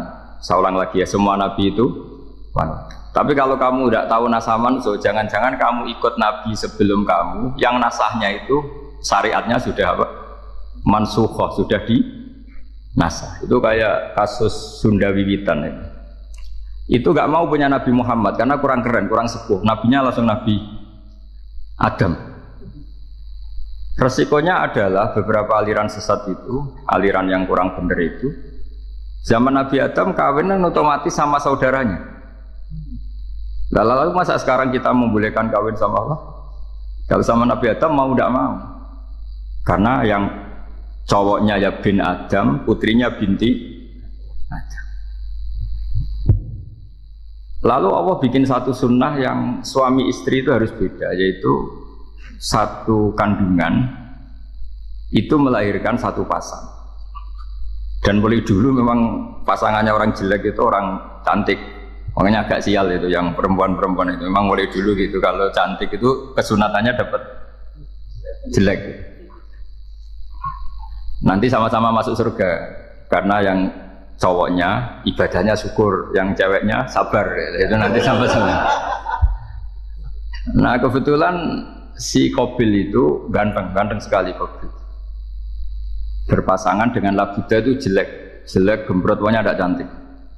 Enggak lah, kebalik. Qabil itu berpasangan sama Iklimah. Jadi Qabil ganteng, punya adik kandung namanya Iklimah, itu cantik sekali. Yang Habil itu rapati apa? Berarti yang Habil apa? Ya rapati ganteng, berbarengan dengan Labuda juga rapati cantik. Nah karena tadi ya berarti Qabil bareng siapa?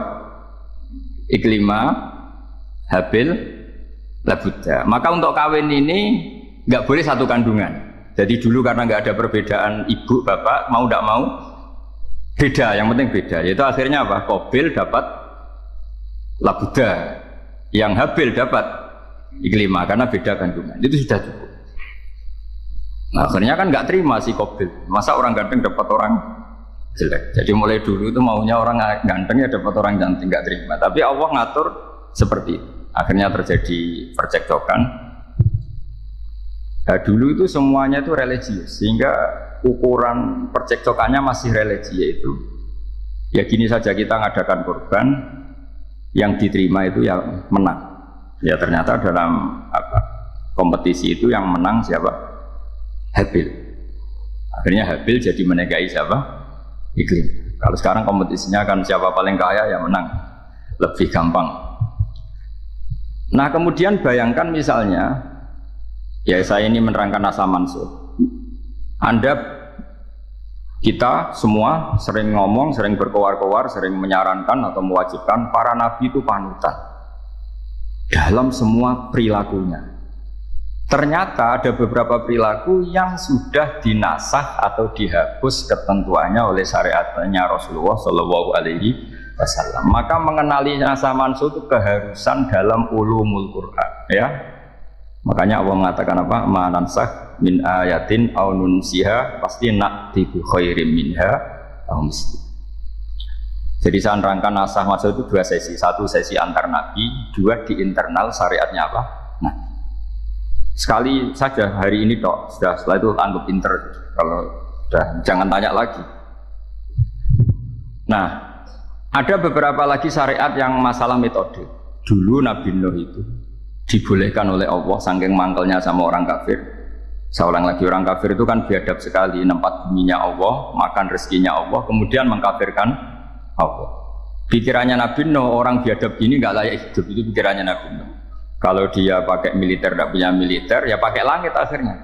Pakai kekuatan langit, beliau berdoa, Rabbi la tazar alal ardi minal kafirina daya. Innaka intazarhum yudillu ibadaka wala yalidu illa fajirong kafar. Ya Allah, mereka ini orang-orang kafir, padahal pakai bumi engkau, pakai rezeki engkau, matikan semua saja, jangan sisakan satu pun. Karena kalau masih sisa, nanti anak turunnya ya gitu, gennya gendo ya pasti melahirkan gendo, gen wala yalidu illa fajirong kafar. Kalau kamu sisakan pasti melahirkan generasi gendo lagi kafir, dituruti sama Allah. Kecuali orang 80 yang ikut Nabi Nuh. Nah orang 80 yang ikut Nabi Nuh ini selamat karena iman. Maka generasi yang sekarang ini termasuk saya semua ini semuanya turunan orang iman. Maka kita ini punya dua status. Satu, Allah kadang manggil kita ya Bani Adam karena faktanya kita turunan Nabi apa? Adam. Panggilan kedua adalah dzurriyyataman hamalna ma'nu. Orang-orang sekarang itu pasti turunan orang yang ikut perahunya Nabi Nuh. Jadi nasab kita ini sudah steril. Sudah tidak ada nasab lewat kafir karena yang kafir sudah habis. Semua orang sekarang itu turunan Nabi Nuh, yaitu disebut apa? Dzurriyyataman hamal nama. Itu sekitar orang 80. Nah, oleh Allah Subhanahu wa taala syariat seperti ini pernah dituruti, yaitu akhirnya mereka mati semua kecuali orang 80 yang mukmin. Tapi uniknya Allah apa? Era Rasulullah Shallallahu Alaihi Wasallam, Nabi kita Nabi Muhammad itu diutus rahmatan lil alamin. Ketika Nabi didustakan, diusir, disakiti, malaikat gunung, beberapa malaikat sing ahli adab spesial eksekutor lah kira-kira gitu. Muhammad, kamu bilang saja ke saya, kalau kamu ingin orang-orang Mekah Bujal JS saya hancurkan. Tapi apa kata Nabi? Saya berharap kalau mereka belum iman, anak cucunya iman. Karena bagaimanapun sperma ya atau calon bayi atau calon keturunan itu kan ada fi aslabir rijal atau fi dhuhuri rijal. Jadi kalau dalam ilmu agama itu gen manusia itu disimpan di dhuhuri rijal di punggung lelaki, nanti dipindah ke arhamin nisa. Logikanya gini, ini dengerin ya, logikanya gini, misalnya Abu Jahal itu di situ ada orang namanya Ikrimah, itu anaknya Abu Jahal, itu orang mukmin. Akhirnya ya jadi orang alim. Abu Lahab itu di rahimnya di punggungnya ada perempuan namanya Darrah, akhirnya juga orang mukminah. Saya berikan contoh. Khalid bin Walid itu anaknya Walid. Walid itu musuh besarnya Rasulullah, tapi di punggungnya ada orang bernama Khalid. Ini dengerin. Nah di punggung ini kira-kira Allah sudah tahu apa belum? Jawabannya sudah. Artinya kalau ini mati atau kamu bunuh, kamu sebenarnya nggak bunuh orang kafir saja, bunuh calon orang mukmin yang sekarang masih bersemayam di punggungnya orang-orang kafir. Jadi bisa saja orang yang sedang kafir itu ada sekian calon generasi yang suatu saat mukmin. Itu syariat yang diajarkan ke Rasulullah Shallallahu Alaihi Wasallam. Karena kasofnya Nabi, kasof itu satu kondisi di mana seorang Nabi itu dipertontonkan sesuatu yang nggak kelihatan. Itu dalam bahasa Arab kasof atau mukasyafa. Nabi dipertontonkan ternyata banyak orang kafir yang di punggungnya itu ada calon generasi mukmin atau Muslim. Akhirnya Nabi gak berani. Jangan bunuh. Mungkin bapaknya ada iman tapi anaknya iman. Betul, Abu Jahal punya anak Ikrimah, Abu Lahab punya anak Darrah, Walid punya anak siapa? Walid. Itu mirip seperti kita. Bapak era sholat, anak ETPK sholat, akhirnya bapaknya katut sholat. Banyak nggak di Indonesia? Bapaknya tidak bisa baca Quran, anaknya hafid. Nah, itu kalau bapaknya kamu habisi, tidak ada yang meselin. Makanya biarkan hidup saja. Nah, artinya gini ya. Andai kan tidak ada ulama yang menerangkan nasa mansuh, dikira syariat Nabi Nuh itu abadan mu'abbadat, selamanya lama. Sehingga main teror sama orang kafir sah berdasar Nabi Nuh. Padahal kita sudah ganti Nabi. Yaitu syariatnya Rasulullah Shallallahu Alaihi Wasallam masyhur itu ketika Nabi ngendikan, saya tidak minta mereka dihukum, tapi ya Allah saya minta Allah mahdi qaumi fa innahum la ya'lamun. Mereka kafir itu karena tidak. Sehingga ada periode. Loh kalau perang itu beda, perang itu konteksnya duel, itu tidak harus sama Abu Jahal, Abu Lahab.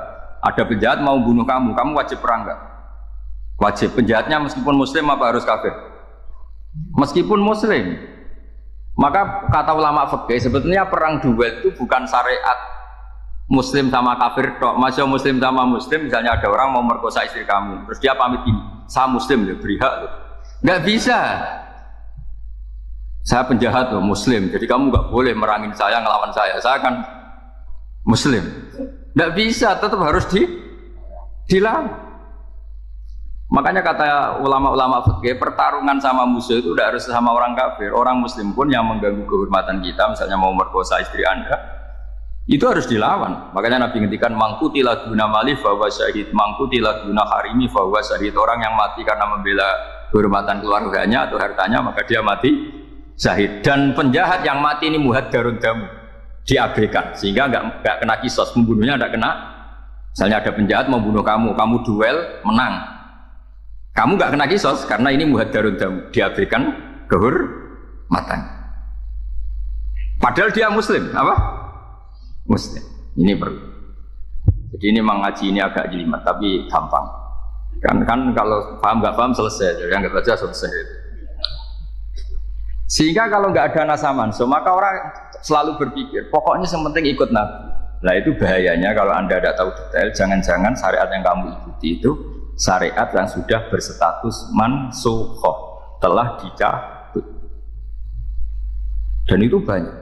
Makanya kata Sayyidina Ali ketika ada orang ngajar gak tahu nasa mansuh, halakta wa ahlakta, kamu rusak dan merusak orang lain. Seperti tadi pernah ada kawin itu satu turunan, yaitu era Nabi Adam. Masa kita sekarang kawin sama satu turunan, kan gak mungkin. Ya kan, pernah ada membumi hanguskan orang kafir, yaitu syariatnya Nabi Nuh, itu dihapus oleh syariatnya Nabi Ibrahim dulu. Yaitu Nabi Ibrahim menghentikan apa? Faman tabi'ani fa innahu minni wa man asani fa innaka ghafurur rahim.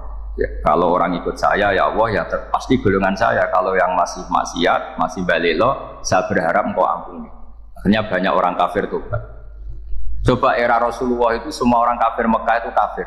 Nabi belum wafat, itu sudah ada 114.000 mukmin semua. Jadi Nabi menangi mayoritas orang menjadi mukmin dari mayoritas kafir. Yaitu disebut wara'aitan nasa yadkhuluna fi dinillahi afwaj. Andai kan Nabi Muhammad pakai syariatnya Nabi Nuh, bisa nggak mengislamkan orang sebanyak itu? Nggak bisa kan? Maka ini penting mengenali nasa mansuh. Jadi periode cara wong Jawa maksud no tuntas, Robila Tadar itu pasot tuntas itu menghabisi itu habis di periode Nabi siapa?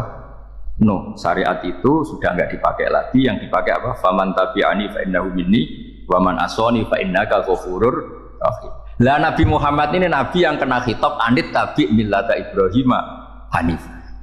Jadi masternya Nabi Muhammad itu mentornya Nabi Ibrahim. Sehingga syariatnya ya faman tabi'ani fa innahu minni wa man asani fa innaka ghafurur rahim. Tidak syariat Rabbila tadar alal ardi minal kafirina day. Jelas ya. Jadi mengenali nasa manusia itu penting sekali karena kalau enggak Anda halakta wa ahlakta, kamu merusak diri kamu sendiri juga merusak orang lain karena menfatwakan hukum yang sebetulnya sudah berstatus mansukh. Hanya berdasar itu kan syariatnya nabi-nabi dulu. Syariat yang apa?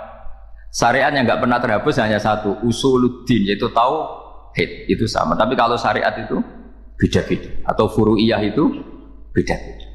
Itu tadi saya beri contoh era Nabi dulu kalau ada pakaian najis dipotong, dibuang. Era Nabi Muhammad dicuci. Orang kafir dihabisi oleh langit. Era Nabi Muhammad nggak boleh, bahkan didoakan Allahumma hdi qaumi fa innahum la ya'lamun. Di Qur'annya apa? Wa inna haddum minal musyrikin astajaraka fa'ajirhu hatta yasma'a kalam Allah summa ablihu makmana. Jadi kalau ada orang kafir nggak boleh main dihabisin, mereka beri peluang untuk mengkaji kitab Allah hatta yasma'a kalam Allah. Kalau mereka sudah berpeluang ngaji harus summa ablihu makmana, harus dijamin keamanan. Ya, karena pada liga bi annahum qaumul la ya'lamun, bagaimanapun mereka memang karena ada. Nah, kenapa tidak tahu? Enggak. Karena tadi mereka tertutup oleh kultur yang beratus-ratus tahun. Mbah-mbahnya mereka menyembah batu, menyembah berhala. Ya taunya itu ya Tuhan. Bagaimana Anda bisa menjelaskan sesuatu yang sudah beratus-ratus tahun kan tidak gampang. Maka ada periode dimaklumi, apa? Kalau era sampean kan, mosok waktu disembah saking gobloknya orang, kamu lahir kan sudah nyembah Allah, tidak nyembah batu. Bayangkan kalau kamu jadi mereka. Wong perut kamu saja disuruh makan pizza sakit kok, karena saking lamanya makan sambal kan. Kamu bilang perempuan Indonesia saja cantik, saking lamanya jadi orang Indonesia. Padahal orang Indonesia tanyakan orang Eropa, cantiknya di mana? Kamu lahir di Afrika, bilang orang Afrika itu cantik, tanyakan orang Eropa, cantiknya di mana? Hitam gitu kok. Jadi orang itu pasti terkooptasi oleh sekelilingnya. Orang Afrika akan bilang wanita Afrika itu cantik. Coba tanyakan orang Eropa, cantik apa enggak? Belas. Orang Eropa yang kulitnya gitu kata orang Eropa indah, kata sampean. Koyok anaknya kebo katanya boleh jadi. Jadi orang itu akan terkooptasi oleh sekelilingnya. Bayangkan kalau semua orang yang berhala terus kamu tidak alasan kamu apa, kan menentang mayoritas. Dan itu berat. Maka dimaklumi oleh Allah. Dzalika bi annahum qaumul la ya'lamun. Nah, pemakluman ini yang mulai sekarang terkikis. Orang main pukul saja nggak mau ngaji. Nggak mau ngaji Quran secara kafah. Jadi fatwanya Islam kafah tapi ngajinya Quran tidak kafah. Ngambil 1-2 potongan ayat dipakai dalil. Jadi Islamnya inginnya kafah tapi ngajinya Quran enggak. Nah, kalau kafah ya hafal 30 juz. Kalau mau ya, kalau mau kafah ya hafal berapa? 30. Makanya saya sering bilang, saya sering dinasihati orang karena belum tahu saya ini hafal Quran. Apa harusnya Islam itu kafah? Kata saya ya dimulai dari konsep Islam itu kafah dulu, apa ya hafal Quran secara kafah. Jadi ini penting saya utarakan. Bahaya sekali orang mengenali Islam tanpa mengenali nasah mansukh. Karena beberapa syariat Nabi sebelum kita itu berstatus mansukh. Terus contoh berikutnya, ini nasah mansukh antar Nabi apa khusus internal Nabi? Antar Nabi aja nggak selesai nih sampai subuh aja nggak selesai. Contoh yang paling keren mungkin cowok semua senang. Nabi Dawud dulu istrinya berapa? 99. Nah itu kalau masih halal itu kan berarti jenengan punya istri berapa? Wah itu kan ngeri betul. Punya satu aja repotnya gitu, apalagi berapa? Punya 99. Terus kamu bilang gini, ini kan syariatnya Nabi Dawud, Nabi kan bisa diikuti. Pernah ada periode di mana seperti itu boleh. Jadi makanya mau tidak mau mengenali nasah mansukh itu harus. Kalau enggak ya kamu masih berkeyakinan boleh beristri berapa? Nah ini penting saya utarakan. Makanya Sayyidina Ali itu kalau ngetes calon mubalek, kira-kira kalau kemenak dulu inginnya sertifikasi apa? Mubalek. Itu tanyanya gitu. Ta'rifun an-nassa wal mansukh, kamu apa tahu nasah mansukh? La. Jawabnya Sayyidina Ali halak tahu ahlak. Kamu orang yang rusak. Karena tadi takutnya ada syariat yang sudah mansukh dipakai. Itu tadi misalnya kita ini tidak umatnya Nabi Nuh, tapi pakai syarat Robbila tagar alal ardi minal kafirina. Terus ketiga begini, misteri manusia itu. Dan ini kita tidak pernah tahu sampai kiamat, tapi ini ilmu harus kita diskusikan. Misalnya saya ini namanya Bahaudin. Saya sekarang hidup sampai 2019. Kan hanya Allah yang tahu berapa turunan saya sampai kiamat dan statusnya kayak. Donald Trump juga gitu. Donald Trump itu sekarang kafir. Tapi kita tidak pernah tahu nanti turunan keberapa ada yang Muslim. Nah turunan yang calon Muslim ini diletakkan di mana kita tidak tahu. Yang jelas kalau kamu bunuh itu katut. Artinya gini, logika membiarkan orang kafir itu ya ada logikanya. Nah, logika membunuh karena mereka mau membunuh kita ya ada logika fikihnya karena kalau kita ada membunuh dibunuh. Makanya semuanya hukum ini terus bergantung al-hukmu yaduru ma'ilatihi wujudan wajib. Di sini terus dipertemukan. Makanya semua nabi itu kalau yang namanya membunuh pasti pas perang saja karena ini kondisi yang memang pilihannya hanya dua, kalau nggak dibunuh ya membunuh. Ada duel lah. Maka ini butuh kajian fikih dan orang nggak boleh subjektif dalam hal ini. Saya ulang lagi, tidak boleh subjektif. Karena tadi orang yang kamu katakan sekarang misalnya Zaid, kamu itu bodoh sekali. Kenapa bodoh? Nggak hafal Quran, nggak pernah kuliah, nggak pernah ngaji. Ternyata Zaid ini bersemayam calon anak yang alim alama hafal Quran, namanya Umar, tapi masih jadi sperma. Suatu saat Zaid itu punya anak alim alama, kan banyak orang tidak bisa baca Quran punya anak hafid, banyak nggak di Indonesia? Banyak nggak petani yang punya anak dekan? Petani punya anak dekan, yang dekan punya anak naik kelas saja susahnya bukan main. Banyak kan? Nah ketika dibalik nanti ada dekan punya anak goblok, yang petani punya anak dekan pinter mana? Kita tidak pernah tahu. Makanya ini kan ya sudah, kalau nggak pernah tahu ya bilang saja wallahu alam kan selesai. Daripada keminter keliru kan ada wallahu alam. Makanya cerita favorit guru saya Kiai Haji Maimun Zubair itu punya apa namanya Kiai Zubair. Itu cerita favoritnya itu ada santri namanya Soleh. Soleh itu alim alam. Orang Madura itu cara berpikir kan kalau kiai saja alim seperti itu apalagi bapaknya. Pas bapaknya main ke pondok, santrinya ada ribuan. Bapaknya main ke pondok itu sholat itu ya gak bener, gak sesuai sunnah Rasul lah kira-kira gitu. Sudah sholat itu gak bener, apa-apa gak bener. Masih ditakwil sama santri Madura karena orang Madura itu kultus. Mungkin khilaf itu satu khusus, pokoknya perlakuan khusus. Suatu saat saking bodohnya orang itu kenceng tuh pikir musola. Wah ini nggak bisa ditakwil lagi, akhirnya nggak bisa ditakwil tuh nggak. Wah ini sudah nggak bener ini. Singkat cerita santri tadi nggak kuat matur ke kiainya, Pak Yai, jenengan sealim itu kok bapaknya segoblok itu. Kenapa? Ya, dia kencing pikir musola. Oh bapak saya tuh pinter sekali. Kok bisa? Karena beliau yang memutuskan saya mondok sampai saya jadi alim alama seperti ini. Yang bodoh itu mbah saya. Bodoh itu mbah saya kan? Artinya gini, sekarang misalnya Anda dekan atau Anda rektor atau Anda profesor atau Anda kiai top mubalek kondang. Anda mubalek kondang terus punya anak, gobloknya bukan main, atau apalagi anaknya ketangkep KPK. Yang satu anaknya orang bodoh jadi dekan. Kalau kompetisi ini pinter mana? Ada ahli metodologi tapi anaknya itu terlibat narkoba. Yang ini petani utun, anaknya dekan. Kira-kira kalau dikompetisikan pinter mana? Anaknya pinter petani tadi gitu. Yang ketika petani kamu vonis bodoh gitu. Tapi siapa tahu kalau ini menyimpan calon. Paham ya? Kita tidak pernah. Makanya Quran selalu ngajari dalam ilmu sosial wa in adri la'allahu fitnatul lakum wa mata'un ila. Di dalam ilmu sosial itu kita harus jawab enggak tahu. Karena mudah.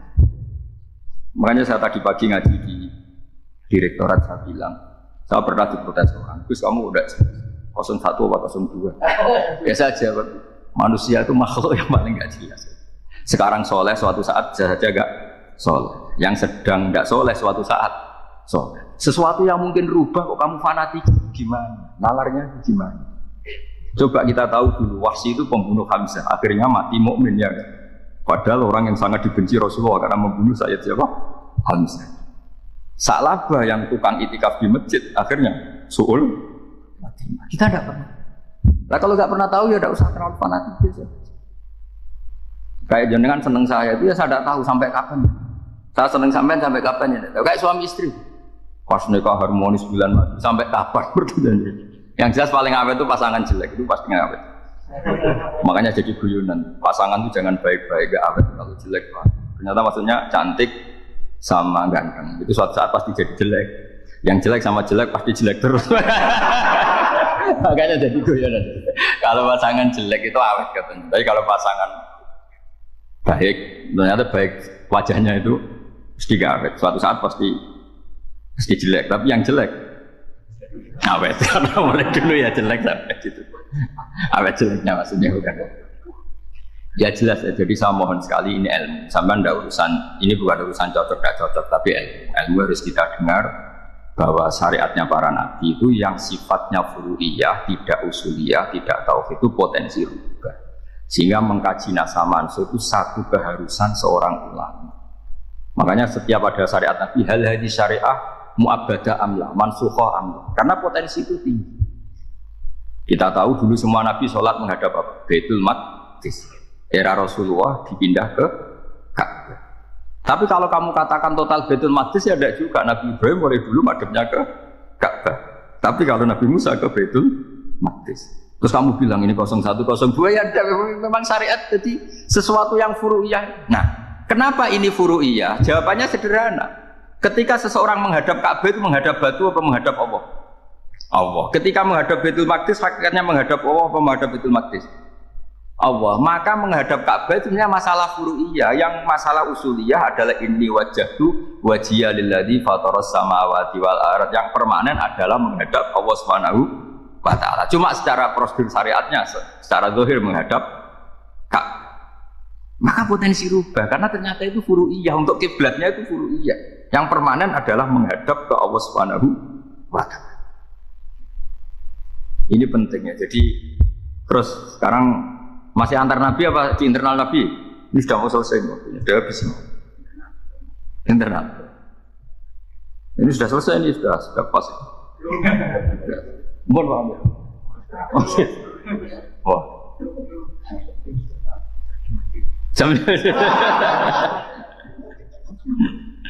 Ini sudah. Sampai mana tadi? Teruskan apa enggak? Sudah ya, sudah kayaknya sudah. Biar kelihatan cerdas. Sekali pertemuan sudah pinter gitu. Berapa? Setengah jam sudah pinter. Yang internal nabi apa antar nabi? Internal ya.